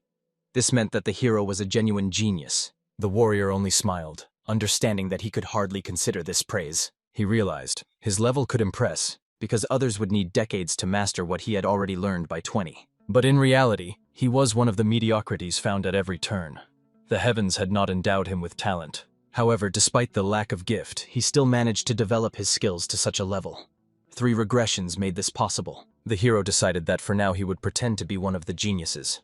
He even warned his opponent that from now on he would use the sword's energy. Immediately after that, he moved into attack. Sword that cleaves mountains. The first form, overcoming the peaks. Then the following forms came one after another. He began to gradually press the sect leader. However, suddenly he became enraged. Around him appeared some overwhelming technique, through which it was difficult to break. But the hero found a way out, immediately rushed into attack, using the 7th form of the sword that tears mountains. In the end, he managed with his blade to touch the sect leader, leaving a small wound on his cheek. The disciples froze, not believing what they saw. The hero's sword became faster and faster with each second, as if cycling through the forms of the technique. Moreover, the warrior not only accelerated, but also gained an incredible amount of strength in each subsequent attack. When the hero used the 13th form, Peak, Emergence of 7 Fires, crashing down on the leader with the maximum of his energy, and as if cleaving the heavens with this very attack. He cut through his seemingly impenetrable nunchaku, leaving only splinters from them. The defeated sect leader hastened to kneel on one knee to catch his breath. Moreover, he admitted that he had truly lost. The hero thanked the leader for the opportunity to fight. After that, he turned around and left as if nothing had happened. All those present, watching what was happening in the arena, followed him with their eyes. However, the warrior understood. No negative consequences awaited him. Pavilion of Exalted Reverence is an orthodox sect, widely known for strict adherence to a moral code. Now he had unorthodox sects next in line. Having traveled around the world, the hero intended to reach the peak of martial arts in this life. In the end, he visited 4 more medium-sized sects. Among them, he was defeated in 2, but won in 2 others. Now on the horizon was the last sect he planned to visit. He fought the strongest representative of the monastery. However, that one lost quite quickly. The head of the sect laughed. Now he understood what the strength of the young first-class warrior, who wandered in search of a worthy opponent, was. He admitted that he had carefully examined the hero's unusual skills, and thanked him for agreeing to this duel. The warrior wanted to leave. However, the old man stopped him, for now it was time to meet with a dozen senior fighters of the sect. The hero did not expect such an unpleasant surprise. Therefore, he explained that he expected the duel to end after this fight. He had never heard of subsequent duels, especially in the format 10 against 1. However, the old man only smiled after his words, implying that now the warrior knew what their customs were. The hero immediately realized they simply wanted to kill him. Therefore, he warned that he would tell other sects about their tricks, and then their reputation would seriously suffer. However, the leader was not worried at all. After all, during the duel the hero would definitely get some scratch, and then pass away. They will bury him with all honors. People will readily believe that an accident took his life. And, of course, no one will be able to refute their words. The hero's face will be that of a dead man by then. Looking at the little people gathered around him, the warrior realized they are not joking. They turned out to be even crazier than he could have imagined. But, however, the hero had always traveled for this reason, so he decided to accept this absurd trial. When the whole group of 10 attacked him, he realized this is a great opportunity to gain experience in real battles. Somewhere at the same time in the inn courtyard, visitors were discussing the young warrior who went to challenge another sect. However, everyone understood that this was a very sad end for such a talented guy. After all, no one in their right mind would ask for a duel with an unorthodox sect. But many also understood. When a man is young, he is possessed by naive thoughts like the world is arranged as he wishes. In the end, the hero foolishly brought death upon himself. After all, although this organization was called a sect, it was essentially a gang of mountain bandits. So after defeating him, they would simply bury him somewhere. But at that moment, heavy footsteps sounded in the courtyard. The waiter ran to meet the guest. However, he saw the hero, covered in blood, who asked for 1 bowl of noodles. And, of course, under the shocked gazes of the others, the servant immediately seated the martial arts master at the table. Despite a relatively normal appearance, apart from the blood, the hero was deeply enraged in his soul by the freaks, because of whom he almost parted with life. Not only were there 10 of them against 1, but they also used poisoned blades. Thank heavens that the warrior was trained in the medical art by professionals during his work as a strategist of the Alliance. If he had not taken the healing pill and stimulant in advance, it would have been the end for him. And all the other mutts with bows and spears gathered in full battle formation, representing the last resort of that old leader. With them, the hero fought as if on the edge of life and death just to survive. And in the end, he managed to survive. After all, he survived this bloody massacre.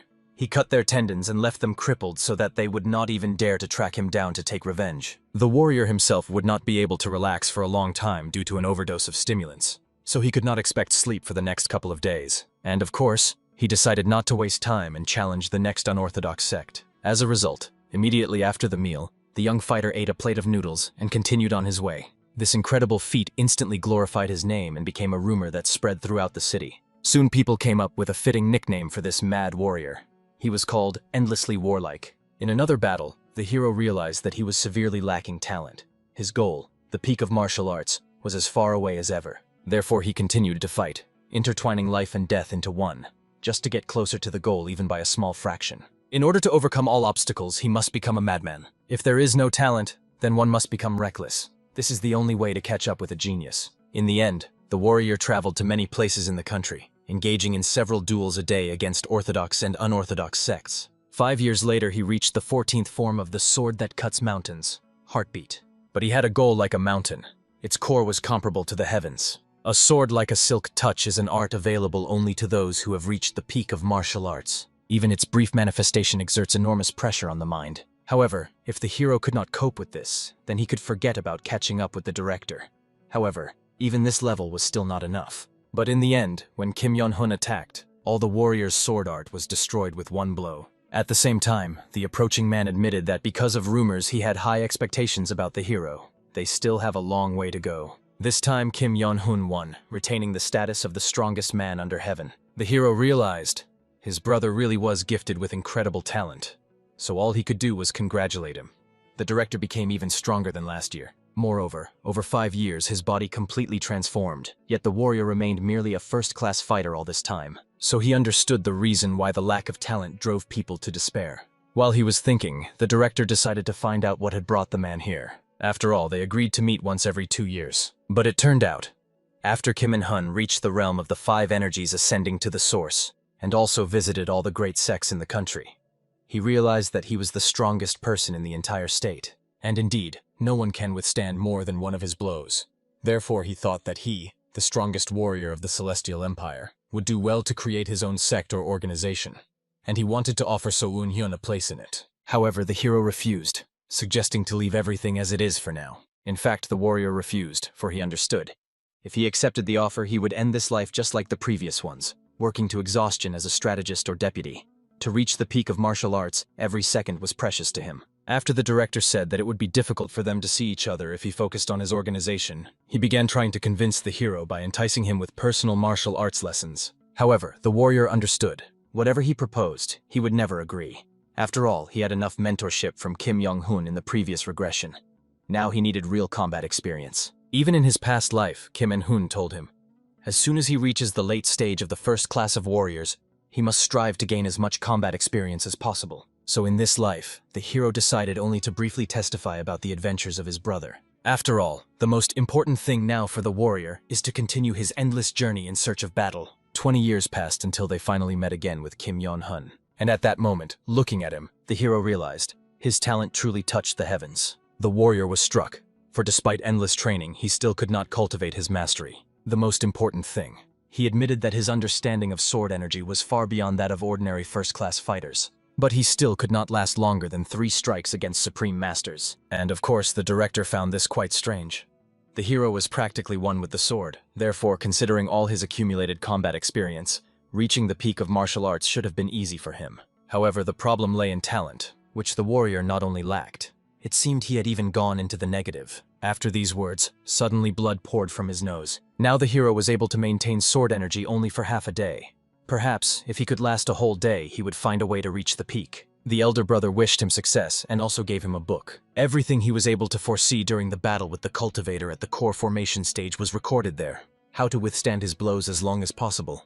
Moreover, he managed to escape safely. And of course, the warrior was surprised that one needed to know so much just to escape by fleeing from the cultivator at the stage of core formation. But the director was not surprised, considering that the cultivators were literally walking natural disasters. And to avoid the wrath of nature, obviously, deep knowledge is needed. The hero promised to preserve this teaching and pass it down through generations. Kim Yong-hun could no longer wait to find a new cultivator at the core formation stage. He prayed that he and his brother would meet again. But the director decided to give him one last hint. How to reach the peak of martial arts. You must constantly try to keep every fragment of information about the surrounding space in your mind. Just as a person does this during sparring or a real battle to later use that information, one must apply extended thinking not only during the fight, but all the time while awake. And honestly, the hero had not the slightest idea how to achieve this. After all, just maintaining the sword's energy gave him a splitting headache. And they were telling him about constantly simulating the surrounding space in his mind. It felt like his skull would crack. However, he also understood there must be a reason why the strongest master of the Celestial Empire gave him such a difficult task. As a result, from that day, the warrior began to maintain in his consciousness every fragment of observable information, memorizing the spatial arrangement of objects around. And since then, a full 5 years have passed as he practiced sword energy alongside this spatial memory. His head was spinning from the need to keep in it everything that came into view. It was a dizzying feat. Moreover, he learned to perceive not only visual but also accessible auditory information. However, the main character felt that in such an exhausted state it was simply impossible to get down to business. If we sum up the past 3 decades of wandering, the warrior traveled the entire country back and forth. From the smallest to the greatest, among countless sects there was not a single abode where the wanderer's foot had not stepped. Currently, the swordsman was simply exchanging one group of bandits for another, false righteous for real cutthroats, existing at the expense of the goods they had plundered. Suffering from constant dizziness, he had to fight against enemies using all sorts of cunning tricks in battles. Sometimes the main character had the thought that he could not last long at such a pace. Sooner or later, his strength would finally run out. However, he himself had chosen this thorny path and was not going to regret the choice made. When the swordsman defeated another gang of robbers, their leader finally appeared. The chief warned the wanderer that today he was destined to breathe his last. Such a threat did not worry the warrior at all. He was ready to accept death. However, having been reborn again, he intended to continue following the chosen path. In the end, another 15 years passed before the main character met his elder brother again. Kim Yeon-hun also had not a single wrinkle on his body, and now exactly 45 years had passed since the beginning of regression. During this long time, So Eun-hyun reached all the stages that combined memory was capable of. Moreover, this applied not only to everything seen and heard, but also to taste, touch, and smell at an advanced level of perception. But that was all. The wanderer still had not reached the peak of martial arts. After so many incredible efforts and sacrifices, the elder brother shared the news that he had made a loud name among the cultivators. A substantial reward was set for his head. Unbelievable. The cultivators at the core formation stage ambushed him. Kim Yong-hun revealed that he barely survived that slaughter. However, he managed to scratch one of the pursuer's hand. So Eun-hyun understood for sure. At that moment, his older brother was also struck by an epiphany. But, unfortunately, nothing supernatural happened. It is simply impossible to defeat such a powerful cultivator. If the warrior had not fled, he would now be lying as a lifeless corpse on the roadside. Moreover, the younger brother did have some thoughts after all. For example, that these 5 energies, tracing back to the source, might be the limit of achievement for a martial arts master. Moreover, the swordsman suspected that the author of the sacred scripture on contemplation, cultivation, and the transcendence of martial arts had come to the same conclusion as he had himself. So no matter how much Kim Yeon-hun trained in martial arts, he could not overcome the cultivator. In these bitter words of the elder brother, the protagonist saw a reflection of himself, for the younger also tried to accomplish the impossible in every life. However, the difference lay in the fact that the wanderer's talent was rejected by the heavens themselves, while Kim Yeon-hun was generously gifted. In the end, the younger brother admitted that he was at a dead end regarding his inability to progress further. Even Kim Yeon-hun could not help. And despite the wanderer successfully mastering the technique and gaining the perception of a master at the peak level of martial arts, he never fully became one. In the end, the older brother suggested to the younger one to fight. He would express his opinion about his combat skills, since they had not had sparring matches for many years. In the end, the brothers crossed blades, and So Eun-hyun did not understand what, after all, was wrong with him. And Kim Yong-hun felt that, judging by the martial arts of his younger brother, he should have already reached the peak of mastery. Of course, the wanderer lacked talent. However, perhaps the reason lay in the fact that he needed a catalyst, that very adrenaline rush, an emotion that gave a person the strength to break beyond concentration, to overcome their own giftedness through struggle with circumstances. But at that moment, the younger brother's patience snapped. He went mad, not understanding what adrenaline was being talked about if he had been swinging a sword all his life, as was proper, all 50 years without a break. The wanderer did not understand what level of despair he had to reach, since he had fought endlessly all his life, trying to break out beyond a first-class master. And they told him that he lacked adrenaline. The warrior had already engaged all streams of his consciousness. Even in sleep, he did not part with the sword, maintaining his energy. He even used that point at which he read and memorized all information again and again. But still, something was holding him back from the next level of development. However, very soon the main character calmed down. After all, he perfectly understood how he looked from the outside. A 70-year-old old man cursing the heavens and his fate. Having spent a whole life developing fencing skills, he had not come close to the next level of mastery. But at that very moment, Kim Yeon-hun carefully outlined something on the tree trunk during their duel. The older brother created a combat technique capable of compensating for the younger's weaknesses. Perhaps this would not help the wanderer achieve his desire, but it would bring some consolation. It was a martial art called sword, mountain cleaving. Another 5 years passed, and since the regression, all 50. So Eun-hyun clearly understood that he had very little time left to live. Looking somewhere into the boundless sky, the swordsman was curious about how his older brother was doing. The wanderer understood that they were very different. The younger's talent was exhausted here on earth, while the elder's gift ascended to the very heavens. In the end, no matter how much they, mortals, struggled, they could not escape the fate ordained by the heavens. However, at that moment, Director Kim appeared behind the traveler. Severely wounded Kim Yong-hun, without both hands, missing an eye. He was wearing clothes barely hanging on his body, so the younger brother immediately decided to run for medical instruments to provide aid. However, unexpectedly, the elder lifted him with some unknown force. After all, the warrior had no hands. Kim Yong-hun began carrying his younger brother away. Along the way, he indicated that they were being pursued by one person. The elder tore off the cultivator's hand at the core formation stage.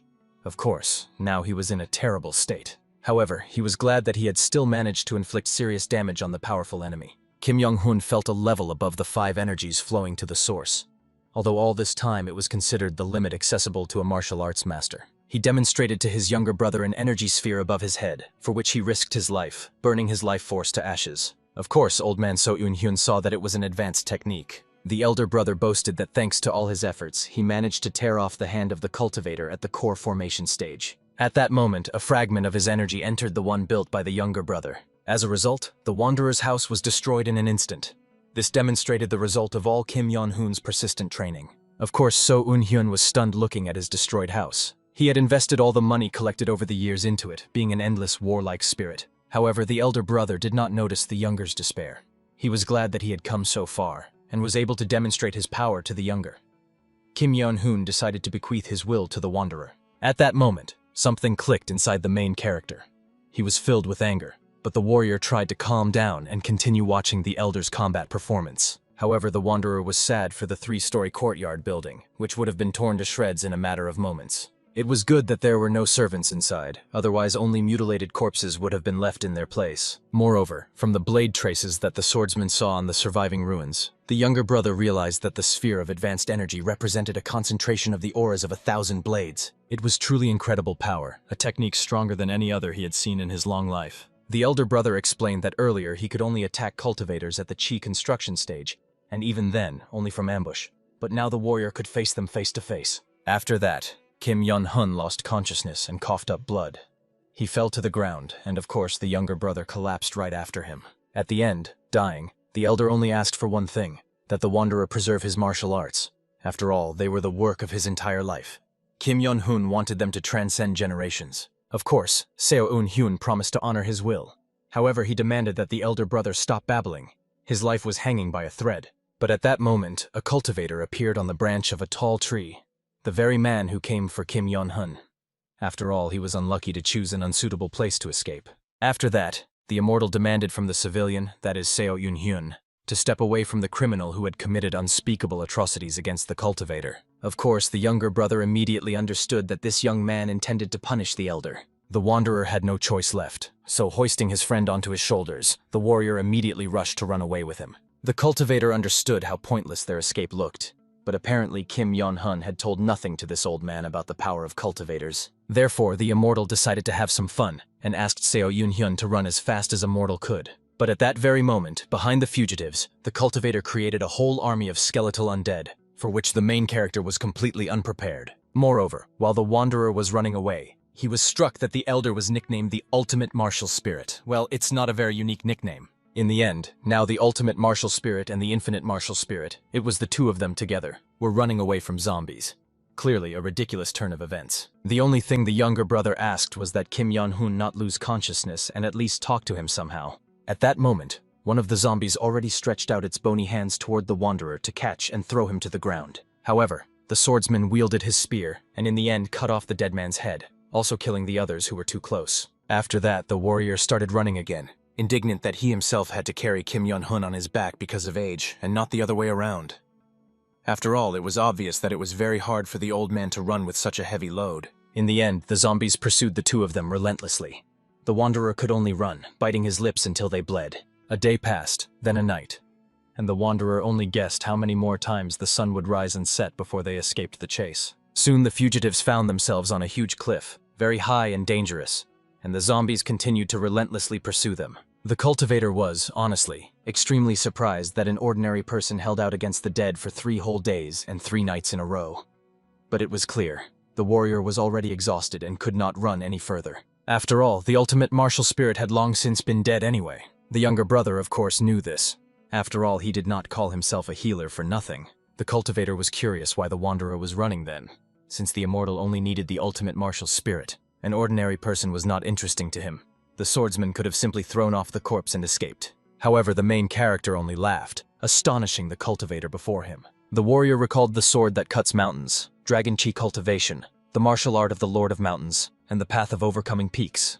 He was able to comprehend all this despite lacking talent. All this was thanks to his elder brother, his only fellow countryman and mentor. Therefore, if someone wanted to take the head of his teacher, then first the cultivator had to take the head of that person himself. Of course, the immortal was amazed that ordinary mortals had completely lost their fear of cultivators. Apparently, this was because he had never encountered such madmen before, or because the wanderer simply was not afraid of death. In the end, the cultivator decided to show the audacious old man what immortals were capable of, inflicting pain more terrible than death itself. Tearing off So Eun-hyun's hands, the immortal attached them to Kim Young-hoon's body in place of his severed limbs. After that, the cultivator explained to his younger brother that he would make him pay for daring to treat them with such contempt. Using his dark power, he forced the ultimate martial spirit to kill its own disciple. Of course, So Eun-hyun was furious that the cultivator dared to so deeply desecrate the legacy of the deceased. However, from the smile of the youngest immortal, it was clear he absolutely did not care. The wanderer was lucky that Kim Yon-hun was currently unable to use martial arts. The elder brother simply attacked with the brute force granted to him by the cultivator. And yet this strength and speed were at an incredible level. And with his frail old man's body, it was quite difficult to resist the power of Kim Yon-hun. Moreover, the younger brother understood what incredible dishonor was inflicted upon the body of his mentor, who had already passed into the other world. But the warrior could do nothing about it. Therefore, he needed to finish this fight quickly. In the end, the wanderer activated the second form of the sword, Heavenly Lake. Once he decided to ask Kim Yon-hun about his 21st form of the sword, Mountain Cleaving. After all his other techniques were named after some mountain, summit, peak, or valley. So the swordsman was curious why exactly the 21st form was named differently. He asked this question to the elder brother because he was the one who created it for him in a past life. So surely Kim Yon-hun would know the answer. After thinking a little, the elder brother thought that perhaps this technique was somehow connected to a lake at the top of a mountain, or maybe it was named after some legendary lake from their world. In fact, Heavenly Lake is a lake that reflects the sky itself on its surface. And although it contains the reflection of the sky, this did not change its nature. The sky here symbolized training with the mountain cleaving sword, referring to the warriors with whom the younger brother fought duels, and the lake is a reference to his single strike. Heavenly Lake of the sword, cleaving mountains, for a moment absorbed all the energy flowing through the enemy's body. Thanks to this, it deprived the opponent of strength, and sealed the energy in the swordsman's blade. This technique was given to him because the wanderer was a first-class healer, an expert in the field of the 8 meridians. Only the main hero could use this technique, as it was developed specifically for his fighting style. But if Kim Young-hoon's corpse remained intact, the cultivator would continue to exploit him as a zombie. That means the warrior must not leave a single piece of his older brother. The swordsman decided to use the energy controlling his legs and combine all the forms of the sword, cleaving mountains, into a single destructive attack. In the end, he began to attack using the first form, the second, and so on, up to the 20th. The wanderer wanted to crush the teacher so that the cultivator would no longer dare to desecrate his dead body. The immortal himself, realizing he was losing, was enraged. In the end, he endowed the zombie with even greater strength and speed, turning him into a kind of monster. So Eun-hyun had to dodge his attacks with incredible effort. However, suddenly the warrior realized that his life would soon end anyway. He was 1 foot in the grave. Therefore, the wanderer decided to use this moment to make sure that the teacher's body would not be further desecrated. He decided to burn it to ashes, for the swordsman could have died not a moment later, immediately after finishing his task. At this moment, everything around merged into one. The smell and sounds, temperature, humidity, and the texture of blood on the tip of the tongue. His brain was ready to explode, and So Eun-hyun did not resist it. Even if his mind roasted to a crispy crust, he had to finish his task, to consign the remains of his teacher to the fire. However, unexpectedly, although a moment ago the Wanderer's mind was ready to explode, instead of bursting from the pressure on the edge of life and death, the warrior seemed to overcome something. And at that moment the swordsman saw threads, as if showing the trajectory of the enemy's attacks. After which he realized, this was the vision of a master who had reached the peak of martial arts. In the end, the Wanderer wounded Kim Young-hoon. Using the last fragments of consciousness preserved in the zombie's body, the elder brother smiled. Then So Eun-hyun realized. They were different people. Talent blessed by the heavens, and talent rejected by the heavens. They were opposites, but at the same time similar, for they desperately fought to break beyond the bounds of the fate assigned to them. In the end, there was no genius or mediocrity. There were simply two people who opposed their fate throughout their lives. One of them was already dead, and So Eun-hyun was on the brink of death. However, the regressor perfectly understood. Neither of them would remain in this world. In the end, the cultivator completely lost. The main character fell off the cliff, rejoicing that no one else would be able to manipulate Kim Young-hoon's corpse as they pleased. The swordsman very much hoped that the teacher would rest in peace. Thus, the warrior reached the level he had endlessly awaited, and lived through this life full of endless struggle to the very end. His fourth regression. In the end, the Wanderer regressed once again, and recalled his life as a time when he continued to fight until his last breath. After that, the regressor shouted loudly and joyfully, for he had reached the peak of martial arts. He had gained the mastery he had awaited all his long life. The department head was extremely enraged by how the main character shouted, for it was his fault they ended up in this cursed basement. However, at that moment, the warrior saw a faint red thread stretching from the body of the department head. Now, even with his eyes closed, the Wanderer clearly saw where the opponent would strike in the next moment. Of course, the swordsman could previously dodge his attacks without looking, but only because he anticipated the trajectory of movement, which, in turn, was based on his colossal combat experience. But now everything was different. This was no longer anticipation, but genuine foresight. No matter how many first-class warriors gathered together, they would never defeat a fighter who had reached the peak. For he thoroughly foresees any attack with any trajectory from all who are weaker than him, leaving first-class masters not a single chance. Now the regressor acted based on instincts. The blue lines he saw around the head of the department chief indicated the opponent's vulnerabilities and the best direction of movement for victory. The red lines allowed reading the trajectories of enemy attacks, probably precisely because the difference in strength was too great.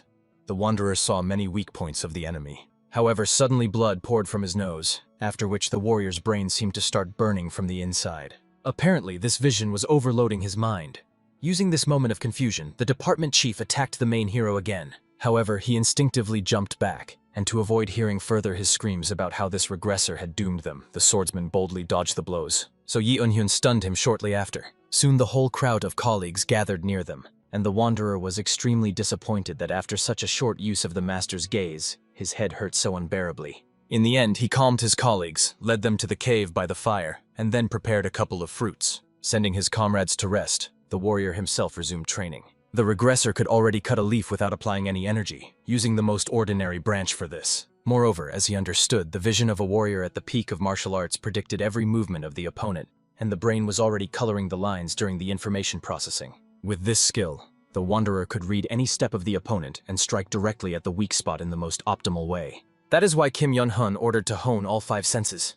It was a kind of projection of the vision of a master at the peak of martial arts. The elder brother specifically enhanced his senses so that the swordsman would develop a semblance of foresight of the opponent's strike trajectories. And honestly, this ability was truly incredible. In the end, the regressor, looking at the falling leaves, imagined that all these leaves were a huge number of enemies. With a skillful movement, he cut them all down, visualizing how he won this battle. And only at dawn did the warrior realize that he had now fully comprehended the peak of martial arts. However, the feeling that his brain was about to explode still did not leave the Wanderer. Now, after he dug up 8 roots of yellow bamboo nearby and applied the method of dragon veins, the regressor gained the ability to maintain peak vision for a full 3 hours. With such a level of skill, there was no longer a need to trade yellow bamboo roots to solve financial issues.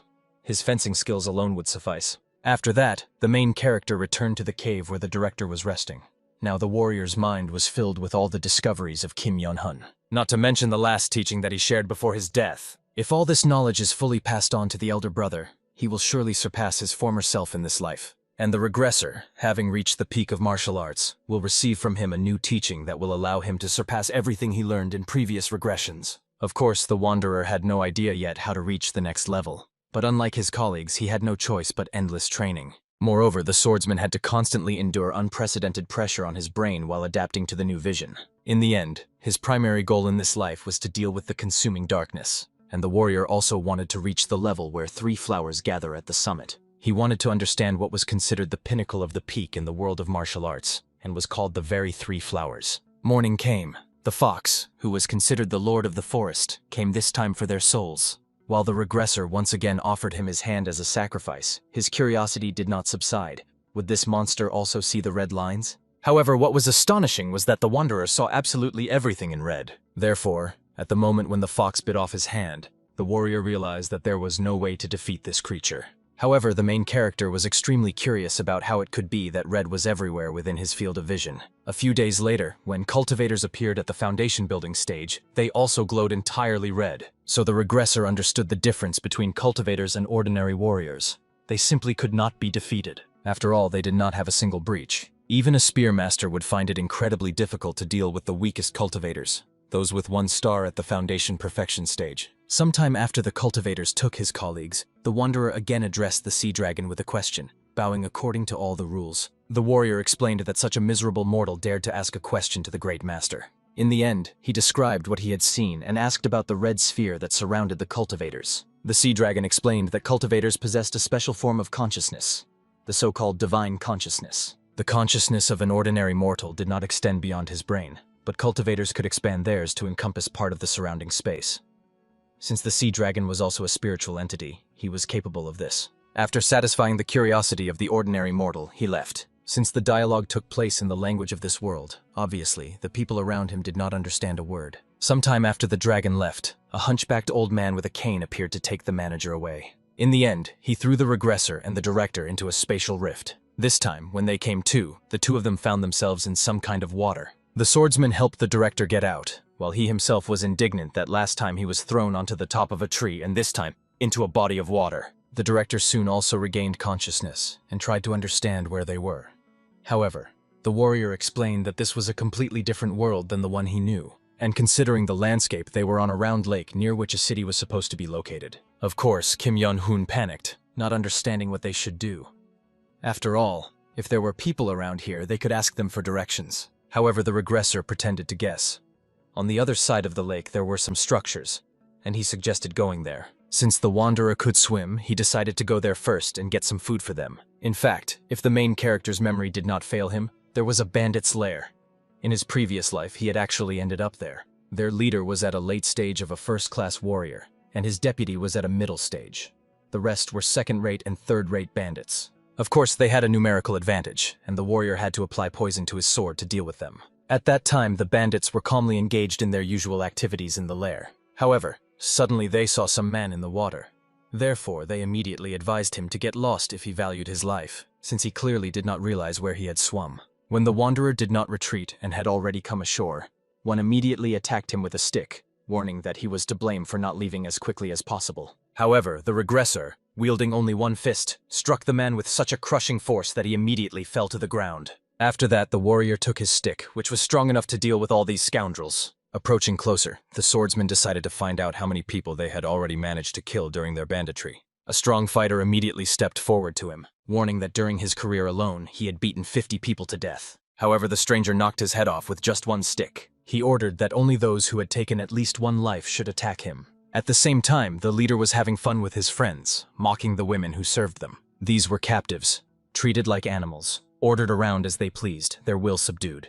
They had no right to choose. However, suddenly the regressor burst in on them, carrying one of the severed heads in his hands. The leader quickly realized that one of their enemies had shown up, so he immediately ordered his guys to take up arms. The warrior, at that moment, stopped and understood that even asking whether these people had killed was pointless. They would all be dead soon. Soon the leader was lying on the ground, realizing that a master of peak level had come to them. He begged for mercy. However, the wanderer asked how long he had already been there, and it turned out that no more than a quarter of an hour had passed since his arrival. In his past life, So Eun-hyun took a whole day to kill all these bandits. He set the place on fire, retreated, and ambushed each of them with a poisoned blade. Now it took him only 15 minutes. Moreover, the regressor killed them all with an ordinary stick. In the end, having learned everything necessary, the swordsman decided to finish off the leader. However, the latter promised to tell the stranger where all the money was hidden. However, So Eun-hyun himself already knew where they were from his past life, so he killed the man without remorse. After that, the warrior also freed all the slaves they had kidnapped during their raids. And, of course, everyone was insanely grateful to the main hero for giving those cursed bandits what they deserved. They begged their savior to say his name so they could thank him. The regressor could not think of anything better than to recall the name Infinite Warring Spirit, as he was called in his past life. After that, together with the director, they went to the capital. The wanderers made ancestral tablets, acquired an estate with money obtained from bandits. After that, the swordsman, as in the past life, began to teach Kim Yeon-hoon literacy and martial arts. 2 months later, the director had already reached the peak level of 3 flowers. This time he became even faster, which made the regressor feel a little oppressed. However, it was always like this. Some have to spend a whole life to reach the peak, while others, thanks to the teachings of the peak master, skip the peak stage and immediately reach 3 flowers gathered at the summit. In the end, the warrior congratulated the director, and yet he had not properly learned to read and write, but had already mastered very high-level martial arts. Kim Yeon-hoon himself was surprised that such an incredible fighting talent was hidden within him. At that moment, the wanderer remembered that since Kim Yeon-hoon had reached this level, he had never properly sparred with him further. It was Kim Yeon-hoon who taught him. The regressor did not know what to do next. He had already reached the peak of martial arts, but Kim Yeon-hoon had surpassed him by gathering 3 flowers. In the end, the swordsman dared to propose a duel, and Kim Yeon-hoon did not resist, because he believed that this time he could defeat the main character. After that, the two clashed in a duel in a remote wilderness so as not to harm anyone with their powers. Kim Yeon-hoon lunged at the wanderer, using the impulse blade, devastating the dragon's tomb. He spun so much that all the regressor's lines got tangled in an instant. Therefore, the best choice was simply to dodge. However, if the warrior continued to dodge again, then Kim Yeon-hoon would continue to push him back. For some reason, the desire to win burned so fiercely within him. He himself did not understand where it came from. Or perhaps the swordsman simply intuitively realized that this was the last chance to defeat him in this regression. Next, the older brother would continue to grow at a terrifying speed. Next time, he would be so incomprehensibly far ahead that the wanderer would not even be able to look him in the eye. At that very moment, while he had only reached 3 flowers, the regressor had the last chance to defeat him. He absolutely had to win, even if he had to risk everything. In the end, the wanderer used a throwing weapon, thereby slightly confusing Kim Yeon-hoon. After that, the warrior prepared to attack, realizing his advantage in practical combat experience. He was far ahead of the director. When the regressor attacked the man with terrifying force, he was a little stunned and stepped back. However, very soon Kim Yeon-hoon smiled again and decided to show his teacher the power of the 3 flowers. At that very moment, all the feelings of the main character began to scream about danger, as if something serious was approaching. The man attacked, and the swordsman perfectly understood. If he accepted this blow, he would simply be cut in half. However, the technique of the sword that cuts mountains, which he practiced, was an incomparable martial art created by the genius Kim Yeon-hoon when he reached the level of 5 energies emanating from the source. Therefore, the wanderer was confident. He could suppress this power of the 3 flowers with the sword that cuts mountains and plains. However, it was astonishing that even after the counterattack, Kim Yeon-hoon managed to stand firm. Obviously, after that, his blade should have broken, and Kim Yeon-hoon himself should have been thrown far back. In the end, the elder brother's weapon really broke. This was a disgrace for any swordsman, so he was deeply impressed by how experienced and skillful So Eun-hyun turned out to be as a warrior. However, the regressor hastened to calm the director, for from now on he would hardly be able to defeat him. After this duel, there was no way he could surpass Kim Yeon-hoon until the next life. Moreover, considering that the director had already reached the level of the 3 flowers gathered at the summit, the wanderer prepared a gift for him. Of course, the man thought that the duel itself was already a gift. However, the warrior brought him stacks of books. These were Talmuds on martial arts, scriptures on overcoming cultivation and exhausting martial arts, which he took from an old man. He assured the main character that studying these books required a level of 3 flowers. Of course, So Eun-hyun lied that he tried to read these books but understood nothing. Therefore, he decided to give them to Kim Yeon-hoon. In the end, having completed all the literacy lessons, he took up studying the scripture of overcoming cultivation and exhausting martial arts, greedily absorbing knowledge. 4 months passed, and the regressor came to bring money. This time the catch was not bad, so he was paid well. However, when the wanderer entered, there was no trace of Kim Yeon-hoon's presence in the room. So the warrior assumed that the older brother had gone somewhere. But suddenly he appeared from some spatial rift, grinning slyly. Very soon the older brother explained that he decided to try one technique from this scripture, and the regressor really could not detect him. That means the book contained truly unparalleled martial arts. So Yoon-hyun himself realized this was probably the very strange technique that Kim Young-hoon used in his past life. However, back then he studied it upon reaching 5 energies flowing to the source. But in this life, only a little time had passed since regression, and he had already mastered this technique. Kim Young-hoon was happy, understanding that he had learned only one described technique. Would a warrior who reached the peak feel his presence? If he wished, he could kill anyone. And basically, So Yoon-hyun was not surprised at all. He expected no less from such a talent. The director himself explained that he was thinking of traveling the world to gain combat experience, and suggested that the younger brother go with him. But the regressor refused. He made up a reason that he needed to stabilize his peak martial arts level. And basically, the older brother believed it. Considering that the wanderer was at an early stage, it sounded plausible. The warrior, meanwhile, was successfully learning to use the sword's vision. The hero explained that he was interested in a vacant position in the imperial palace. He promised that if he became an official, he would one day be able to help his younger brother. The swordsman decided to actively explore the world of martial arts, thus their paths diverged. But, of course, the protagonist's infiltration into the palace also had hidden motives. Being a strategist of the Alliance, the Wanderer found out that the imperial family was more closely connected to the cultivators than any other faction. Rumors said that the ruling family was a branch of the Path clan of cultivators. Therefore, the regressor first joined the imperial army, for recognition that he deserved in the world of martial arts, or willingly accepted into the army. And as soon as the warrior joined their ranks, he quickly advanced and reached the rank of general.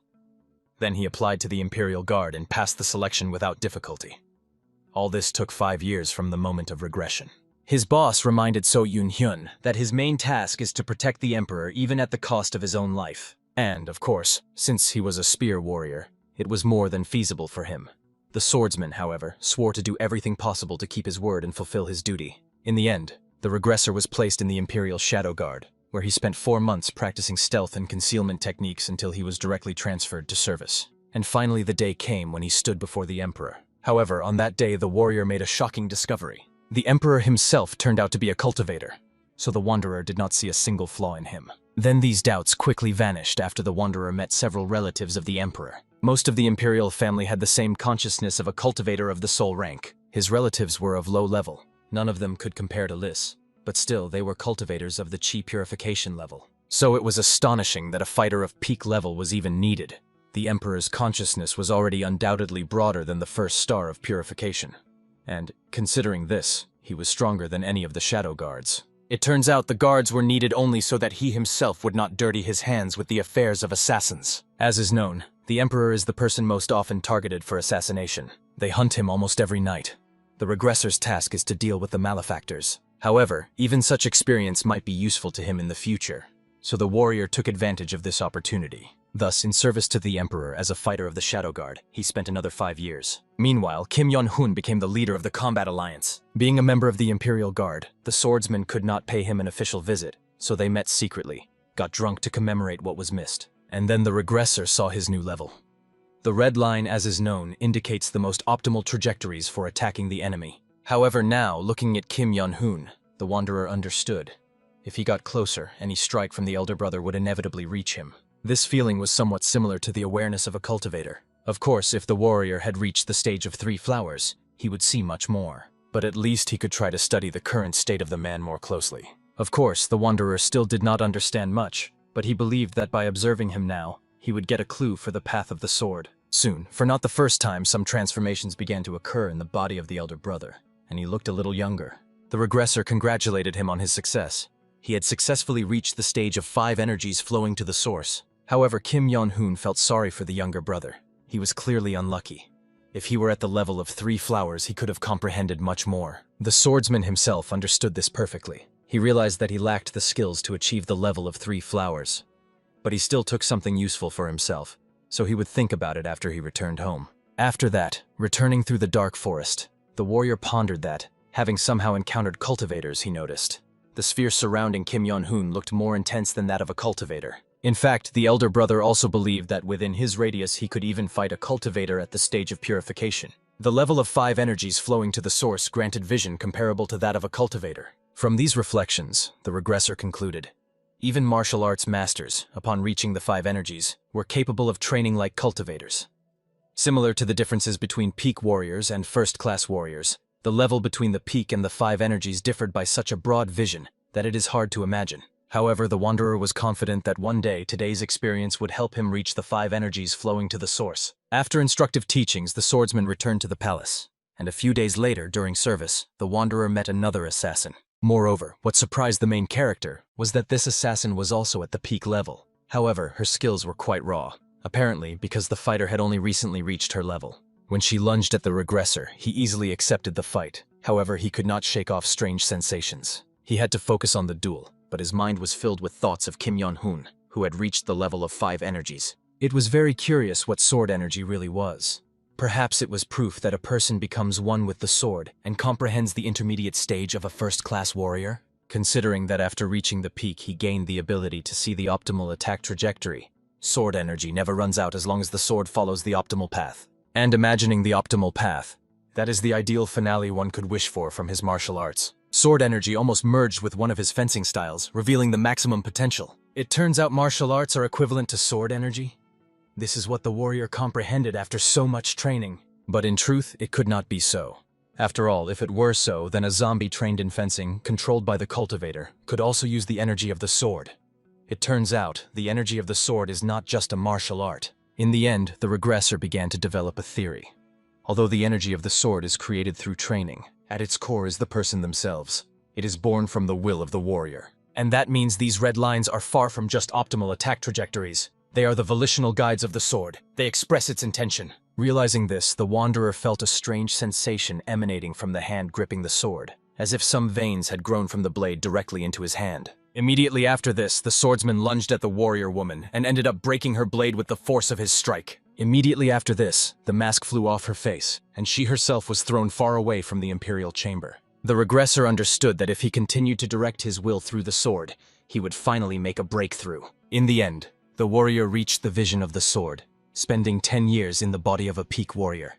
Thus, he reached the middle stage of the peak of martial arts. At that time, the Wanderer calmly approached the mercenary. She had a rather familiar face. The main character realized that she was one of the recently arrived servants of the Emperor. He was amazed that at such a young age she was a peak warrior. If she survived, she would easily reach the stage of 3 flowers. However, the regressor was struck by the fact that the woman recognized him and addressed him as the infinite martial monster. The swordsman remembered how 10 years ago he was known as the infinite warlike spirit, until one day the inhabitants began to call him the infinite warlike monster. The girl explained that her younger brother was much more gifted than she was, but he died because of the Emperor. However, the stranger did not care about her emotions. He still had to execute the assassin on the spot. Such were the conditions of service. At that moment, the other warriors gathered as soon as they heard about another assassination attempt. At the same time, the mercenary herself tried to explain to the infinite warlike monster that he was mistaken. People die by the will of the Emperor. However, the warrior cut off her head without regret. He understood that acting this way was right for him. Even a second's hesitation in killing was a crime. Afterwards, regretting that he had destroyed such a talent with his own hands, the regressor, together with his comrades, removed the body. The commotion was quite loud. However, the Emperor in his chambers did not even move. His chambers were sealed with a soundproofing spell. Since he did not hide that he was a cultivator, the Imperial Guard already knew who he was. Those who had reached the peak could see the cultivator's area of effect with the naked eye. But they guarded him obediently because that was their duty. And yet the traveler felt that recently there had been especially many assassination attempts. Under the Emperor's rule, the Empire flourished. There were poor people, but they either went peacefully or became bandits. So the swordsman was extremely curious to find out who was sending the assassins. And considering that the girl knew his name, it is not surprising that she was from this empire. In the end, the regressor decided to wait, understanding that time would reveal everything. In any case, he had already infiltrated the palace, so all that remained was for him to gather as much information as possible about the cultivators. Thus another 10 years passed, and thanks to honest service, the warrior gained the Emperor's trust. He used this power to gather information about his family. Of course, access to classified information was denied. But, piecing together the ruler's documents bit by bit, the Wanderer found clues about the cultivators' plans. Moreover, the regressor finally understood their approximate location. Honestly, it is practically impossible to obtain information about them, but even so, it is better than nothing. The swordsman was confident. Thanks to his work as an alliance strategist with combat experience gained almost every night, he might also reach the rank of 3 flowers in this life. After that, the Wanderer decided to undertake a census of the population. In the 33rd year according to the calendar, thanks to His Majesty, the number of orphans and poor people decreased. As a result, the likelihood of bandits appearing decreased. This report came straight from the meeting room. However, it was very raw. The most crucial points were clearly missing from this report. How exactly did they reduce the number of beggars? Perhaps they starved these people. But if the people were starving, the regressor would have known about it in previous regressions. It's not about social movements or help from the imperial family. All these people simply disappeared quietly. And there was neither drought nor war. Then the warrior remembered the words of that mercenary from 10 years ago, that people perish by the emperor's will. The swordsman understood that the emperor was not a great sage, but a sufficiently competent ruler. Therefore, he was curious where the representatives of the poor strata of the population had gone, if even the council was unaware. Probably it was somehow connected with the clan of cultivators. All gaps in information are often related to them. But the wanderer could not conduct a more detailed investigation, so he decided to entrust it to Kim Yeon-hun. At the same time, Kim Yeon-hun, the first leader of the combat alliance, resigned. Many were saddened by this fact, but he himself seemed only glad, and not without reason. His resignation meant that he, the master, had mastered all 6 books of the scripture on overcoming cultivation and exhausting martial arts. Now he set out to conquer the world of cultivators. When the regressor came to him, he noticed that the elder brother looked extremely inspired. And Kim Yeon-hun was momentarily frightened, because the aura of the Shadow Guardian radiated by the warrior increasingly resembled the aura of an assassin. In the end, the swordsman quickly told him all the information he had obtained in the palace. As expected, the mention of cultivators immediately enlivened Kim Yeon-hun. The wanderer decided to name the places where they live, and asked him to go, check them, and gather as much information as possible. And of course the elder brother agreed. This topic was extremely interesting to him. Thus, through his elder brother, the regressor decided to investigate what the cultivators were plotting. Soon the warrior returned to the palace, and the guards came to report to the deputy captain about the work done. Moreover, the wanderer noted that recently the number of assassination attempts had decreased. Perhaps the spear fighters were not infinite among the emperor's enemies. However, suddenly the guard shouted, warning about assassins at the eastern gates. Soon after a fire broke out, a cultivator appeared. He realized that all the guards were of spear level. Clearly, he would have to deal with them. Because of their vision, he couldn't even properly use stealth techniques. Of course, So Eun-hyun was shocked that this time they entrusted the emperor's assassination to a cultivator. The general immediately shouted, calling all the guard fighters to prepare for resistance. The cultivator understood how foolish this looked on their part. They hardly fought cultivators above the first star of the purification stage. And this cultivator, who came for the emperor's soul, was a 2nd star cultivator. This literally meant the end for all of them. He would completely and utterly eliminate this vicious branch of the family. In the end, he threw out fiery amulets, and immediately human bodies began to catch fire like matches. The only one who managed to deflect this attack was the regressor, which greatly surprised the cultivator. However, he noticed that the insect had a somewhat too confident look. Therefore, he demanded that So Eun-hyun realize.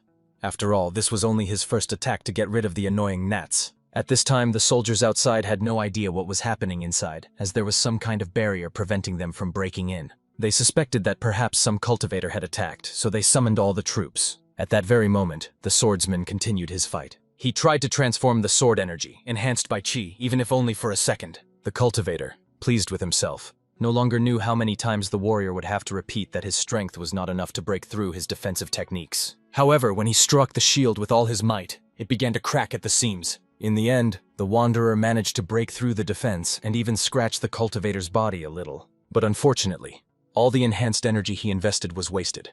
After all, without a clear understanding, it is very difficult to maintain it for more than a second. At that moment, enraged, the cultivator lunged at the main hero. He began to trample him with his feet, not understanding how such a miserable insect dared to scratch him. Initially, he wanted to play with the regressor before killing him and getting rid of the emperor. However, now the immortal decided to first stuff the warrior with pikes and tear him apart piece by piece until he died. Obviously, when everyone saw the cultivator's technique, they were already scared, not knowing how to help the vice captain. When they screamed, the immortal paid attention to them and instantly killed those 2 guys. He demanded that the miserable worms did not dare to interrupt him. They could get as heated as they wanted in front of the cultivator, but all they were destined for was to be crushed by his foot. The regressor really could not resist. He used too much energy at once, which turned his insides into a real mush. The cultivator began to break his arms to see how much this insolent man could endure. The warrior was obviously angry. However, he realized he was no better than an insect. His talent, skills, his whole life seemed to belong to the worm. The cultivator hoped that the stranger would now begin to beg for his life. However, the swordsman was not going to do anything like that. He understood that all this time dedicated to training and entire eras lived in battles were not in vain. The Wanderer realized something. While the cultivator used stealth techniques, this guy hardly trained or fought at a distance. He was simply born talented. He was lucky to become a cultivator. And of course, the regressor could not fall before such a person. Lose to him? Moreover, the warrior was annoyed that someone claimed that everything he had experienced and all his efforts were in vain. There is no need to try to make him surrender, because even an insect will fight for life. The cultivator was furious when he saw this little man reaching out to him with his dirty paws. But at that moment he felt unwell, and blood poured from his nose. The poison with which the Wanderer had smeared his sword took effect. Yes, the enhanced energy of the sword was needed to break through the cultivator's defensive techniques. Then it was the poison with which the regressor had coated the blade. Of course, the immortal quickly realized that he needed to neutralize this poison. However, the swordsman was not going to allow him to do that. He wanted the guy to finally understand. You should not look down on people like worms. After that, the warrior put his hand on his throat, thereby cutting off his ability to speak. Therefore, now he could not cast spells. Just like that, the Wanderer blocked his right hand. He could not form seals. So now he was helpless and could do nothing. Gradually, as the man died, the barrier technique also began to fade. In the end, the soldiers broke inside. However, the battle was over, so they began evacuating the wounded, and the regressor looked one last time at his enemy, who so loudly called him a worm, although he forgot that before death all are equal. After losing consciousness, the main character finally woke up. However, next to him was a general, smoking tobacco as if nothing had happened. It turned out that he did not see a problem in this because he believed that tobacco was also a kind of medicinal herb. In the Middle Ages, a similar incorrect opinion was common. Also, the general explained that His Majesty the Emperor sent the imperial doctor to treat the warrior. He must be grateful for the shown mercy. And indeed, the traveler's body seemed to become 100 times lighter. As expected from the imperial healer, his skills were unmatched. The regressor almost envied the techniques he possessed. However, the general warned that the swordsman was seriously wounded. He would be able to use his right hand, but not as before. Probably it had not fully healed yet, so it was better not to strain it now. The warrior was not surprised by such a turn of events. This cultivator trampled heavily on his hand and even pierced it, so it definitely could not be healthy. However, the Wanderer was grateful that he could at least use it. Moreover, it turned out that His Majesty was impressed by the main character's strength of spirit, and even awarded him a prize. As is known, official thanks from the Shadow Guard are not granted, so he asked that the general personally deliver this to the regressor. The Emperor ordered the vice-captain of the Imperial Shadow Guard, who protected the sacred throne selflessly, to take the Pill of Emptiness, made from the same materials as the cultivator's elixirs. After that, the Wanderer finally took the box and began to recall what he had heard about this pill. The general reported that this was the very pill necessary for laying the foundations. They call it an essential preparation. However, he himself did not know what that meant. For So Un-hen, this explanation already made it clear that this pill was merely a byproduct of the foundation pills of Qi. He had worked enough in pharmacy, making various potions, to understand that after purifying an elixir there would always be waste. Pills made from them are practically ineffective. Cultivators call them essential preparations, but this is known only to those closely related to alchemy. In essence, these are useless residues that are peddled as hangover remedies or supplements. The general had already explained that, according to rumors, if an ordinary person drinks this pill, it will extend their life by 10 years. Moreover, judging by the captain's look, he desired the pill, but did not dare to take away the Emperor's gift from the warrior. The regressor promised to take the preparation when his meridians recovered, and the general asked So Un-hen never to forget the boundless mercy of his Emperor. The Wanderer himself now realized that to experience the pill's effect, it was better to take it when his life began to wane. After all, there are perks to serving in the palace. If he eats this pill right before death, he can live another whole decade. Now finally his life played with new colors. After that, the swordsman continued his recovery and took up training. However, his body was in terrible pain. Of course it healed on its own, but every time he took up the sword he was pierced by incredible pain. And now the warrior could not use all 24 forms of the sword that cuts mountains. It seemed this was the limit of his combat abilities in this life, so Un-hyun was not going to give up. After all, the path to the peak of martial arts was also soaked with pain. Even if he had to endure some suffering, it didn't matter. Pain was a companion throughout his life. Therefore, the regressor would never give up and would continue to build strength at any cost. Another 10 years passed, and it was already the 30th year since the beginning of his last regression. Now he had mastered the vision of the sword. His combat techniques had strengthened, and stealth skills had become second nature. But most importantly, the Wanderer lifted the veil of cultivators' secrets through letters from Kim Young-hoon. It turned out that the leaders of the cultivators mostly hide their homes in powerful factions under divine protection. Weak cultivators build estates in the human world, but the geniuses of the clan live isolated within the clan's domains for greater safety. Ordinary people often live on cultivators' territories. They need servants, if not slaves. According to the latest report from the elder brother, those peak-level fighters who repeatedly tried to kill the emperor were sent by cultivator clans that hire talented guys and train them. Now the warrior had a clearer picture. There is a high probability that the poor, who disappeared from the reports, simply ended up in the cultivator clans. And there they were, either raised as assassins or forced to serve the immortals. Considering that the last mercenary was the cultivator himself, the emperor is probably somehow involved in the conflict between the clans. So the swordsman promised from now on to stop investigating this case and focus only on his martial arts. When he was thinking about it, his older brother Kim Young-hun unexpectedly showed up as a guest, completely out of the blue. The regressor explained that he had just finished reading the letter his brother sent him. It turned out that he had sent it a month ago.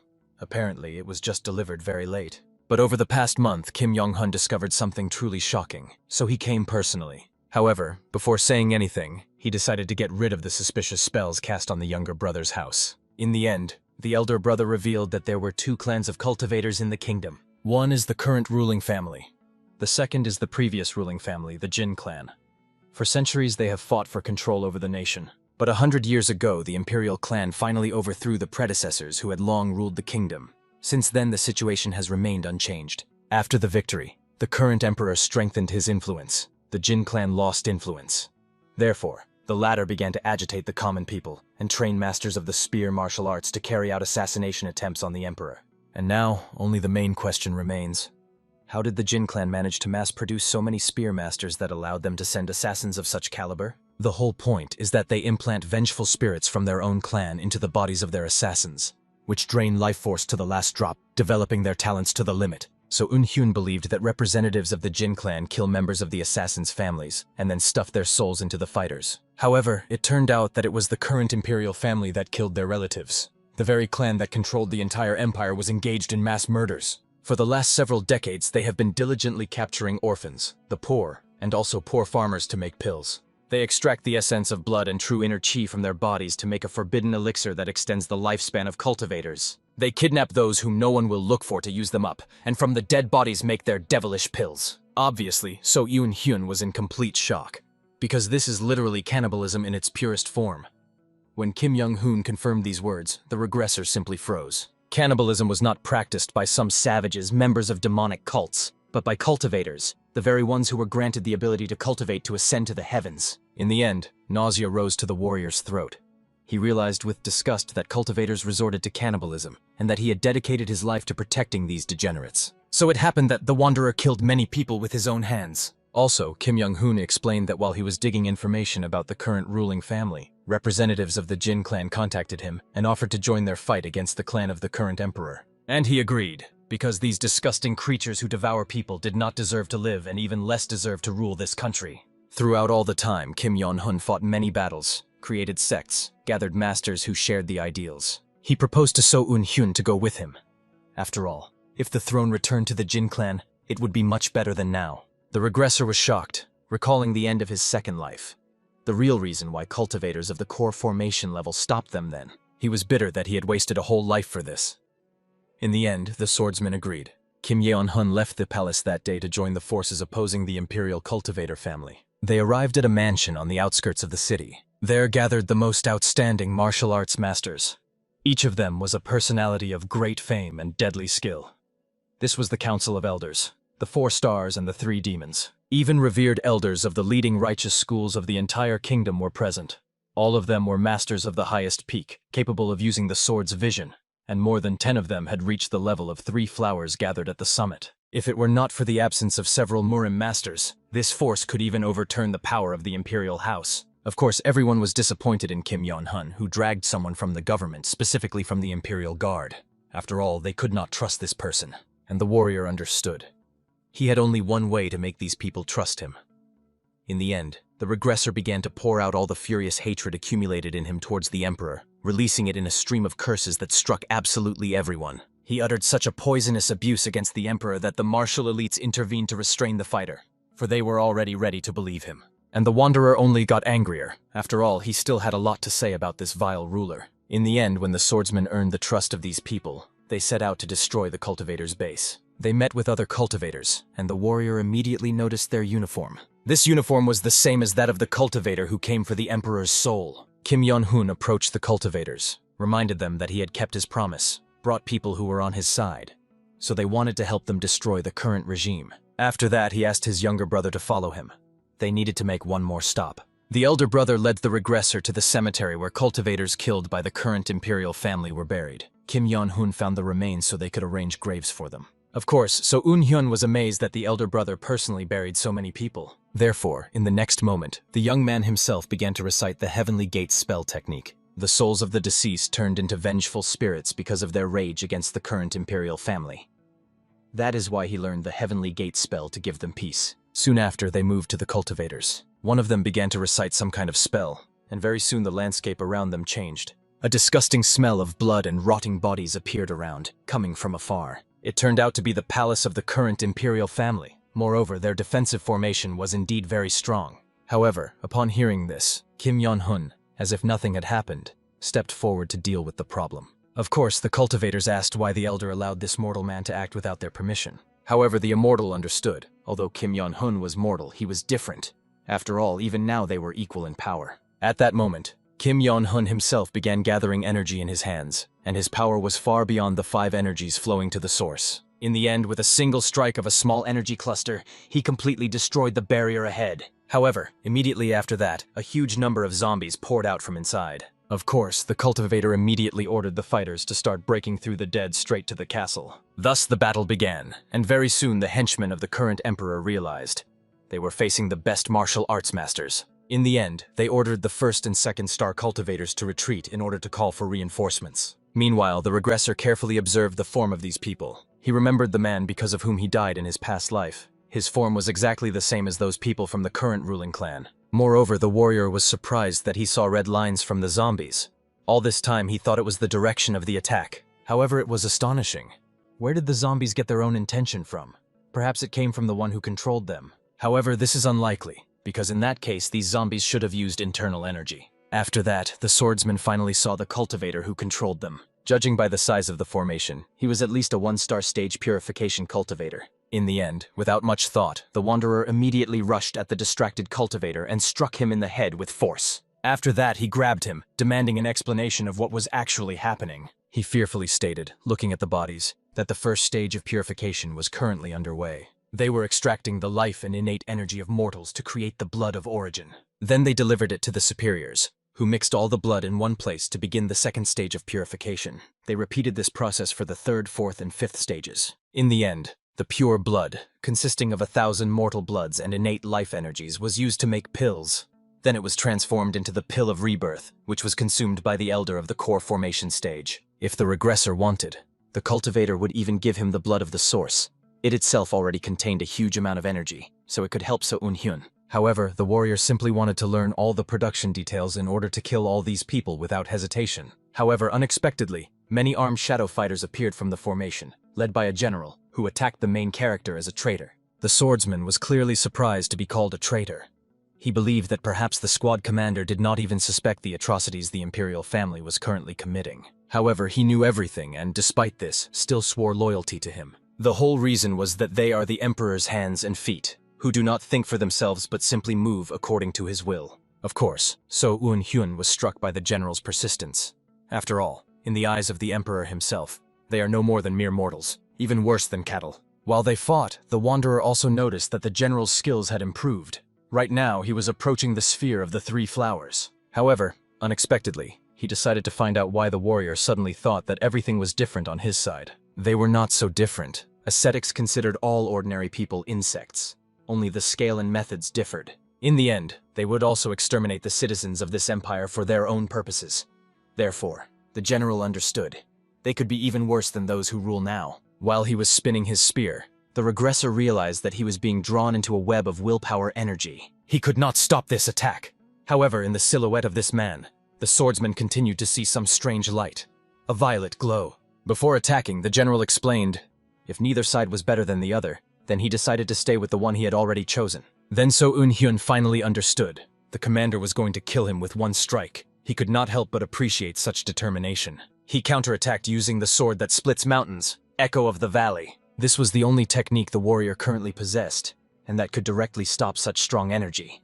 However, he could not control the power of this attack. As a result, the general's hand was cut off, and he himself was convinced that the stranger truly possessed skills more astonishing than any other. The general felt that the technique the regressor had just used was literally the enlightenment of the sphere of 3 flowers itself. Moreover, in his opinion, it was the most beautiful form he had ever seen in his entire life.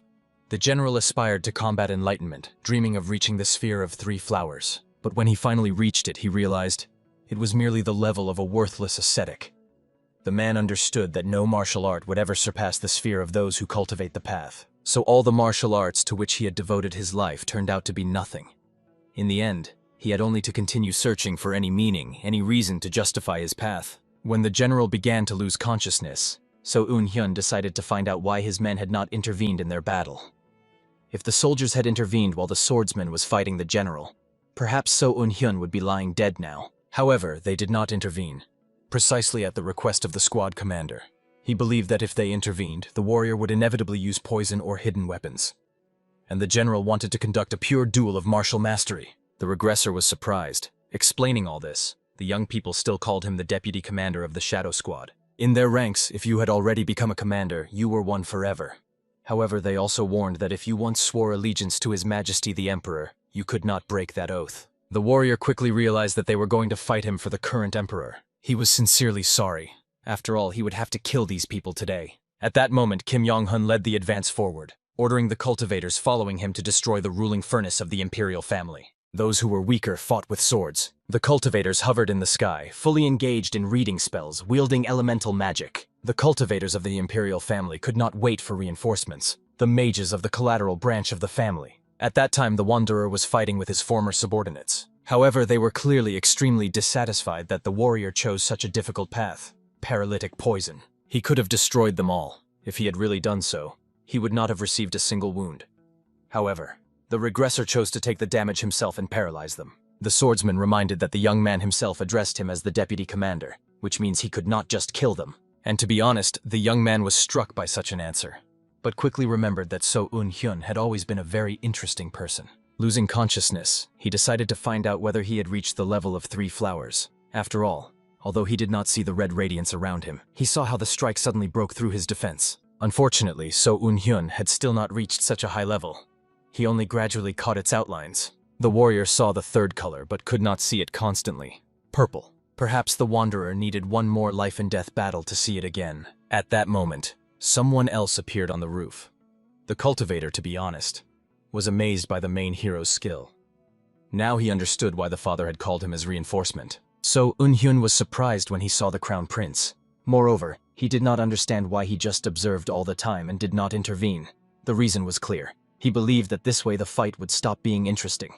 Besides, he asked the regressor not to call him the crown prince. Today he arrived as reinforcement, representing the imperial clan. The swordsman was extremely displeased by the prince's talk of fun. After all, it seemed to him that he absolutely did not care that his own guards were dying. In the end, the young man had to explain a lot to the warrior, including the reason why he became the crown prince from a collateral branch. It turned out that at a young age he reached the 4th star of the Qi purification stage, just like his father. No matter how magnificent the enlightenment of the main hero's sword energy dawn was, he was at best at the level of the 1st or 3rd star of the purification stage. So it was unlikely that someone like So Un-hyun could defeat him, having reached the 4th star. And of course, the wanderer did not doubt the prince's strength. He understood. Even a master of the 3 flowers level would have to risk his life to fight this monster. And he barely reached the edge of 3 flowers. The regressor understood that he would most likely die if he fought the prince. But a smile still appeared on his lips. The whole point was that the warrior was not afraid to die. If in order to grasp this enlightenment one must die, there was no difference in that. This is exactly what Kim Yong-hun taught him when he fought against 50 warriors at the stage of energy formation. In his past life, the swordsman never managed to understand this teaching. But now it seems he finally began to understand. The prince was amazed when he saw that the stranger rushed at him, even knowing he would die. He thought that the reason for the protagonist's behavior was stupidity. But at that moment, the warrior recalled the record of the ascension to heavenly martial mastery. Chronicles of overcoming cultivation and the limit of martial arts. In the end, with the help of his technique, he opened a breach in space and dissolved into it. In fact, the regressor memorized this technique entirely, although he did not understand a single line. He could perform it but could not comprehend it. But now, When the wanderer saw the violet path, he felt that he understood what the record of overcoming cultivation and exhausting martial arts was about. There was a phrase, "Martial arts exchange is a clash of colors, but is it possible to attack the color itself?" The line that the warrior could not understand until he beheld the shine of 3 flowers gathered at the top, but now he understood. The very idea of color and the meaning of the attack on color went far beyond a simple exchange of techniques. This meant to sever the enemy's very perception so that the intention reached the depths. Previously, Kim Yon-hun could disappear like a ghost because he disrupted his perception, not allowing himself to be recognized. This is a martial art that allows masters to be on par with cultivators, a martial art created to surpass the heavens themselves. In the end, the swordsman attacked closely. At that moment, his body lost its camouflage. The heir, of course, immediately decided to find out what trick the stranger had just used. The warrior himself did not expect that a protective formation would appear around this boy's body. In the end, the heir, without much thought, immediately used his powers to throw him away. He perfectly understood that the main character's tricks were very amusing, but they were worthless against a true cultivator. In the end, he created a real storm that rushed at the regressor with incredible speed, so he urgently needed to dodge. While the warrior was running from the attack, he wondered, should he try again to approach the heir using the record of cultivation ascension? Although this tactic was dangerous, considering how many streams of wind were around the boy. If the stranger got too close, he would be torn to pieces. And even if he somehow managed to reach the prince, he would still have to break through his protective formation. However, the swordsman could easily dodge all his attacks, staying within the limits of his perception. But the martial arts master was no match compared to the spiritual power of the cultivator. No matter how much strength the regressor had, he would run out of breath before the cultivator got tired. The warrior was running out of time. He needed to finish this fight quickly. And for that, he needed to reach the state of 3 flowers gathered at the top right now. And when the wanderer stopped, the cultivator was very surprised, thinking that he had probably run out of breath. He also tried to attack him, but the regressor gripped the sword tighter and, preparing himself, met the strike face to face.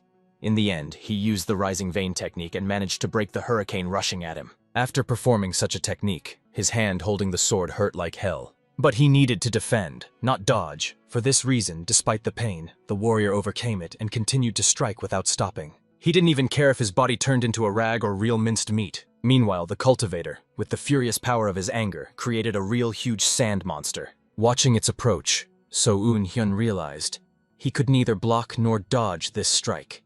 His instincts told him he would instantly die as soon as the attack hit him. But that didn't bother him.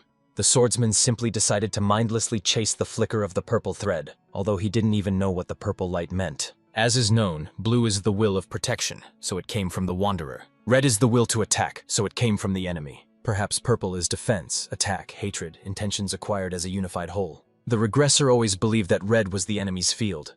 But from the opponent's point of view, his intentions are red, and the enemy's intentions are blue. It was all just a matter of perspective. Maybe they were all the same color. Martial arts cannot be completed alone. They need to be combined with the opponent's intentions. And the 3 flowers gathered at the top represent the kingdom where he could see himself reflected in the opponent. Now the warrior was about to reflect his art in the prince's perception and understand how much chi he wasted. He immediately grabbed a stronger sword, applying the sword vision technique. Previously, the wanderer could not hold it for more than a couple of seconds, even though he poured all his energy into it. And the reason was that his art was performed not only by the strength of the person himself. The perception of the opponent and the perception of the world truly completed the martial art.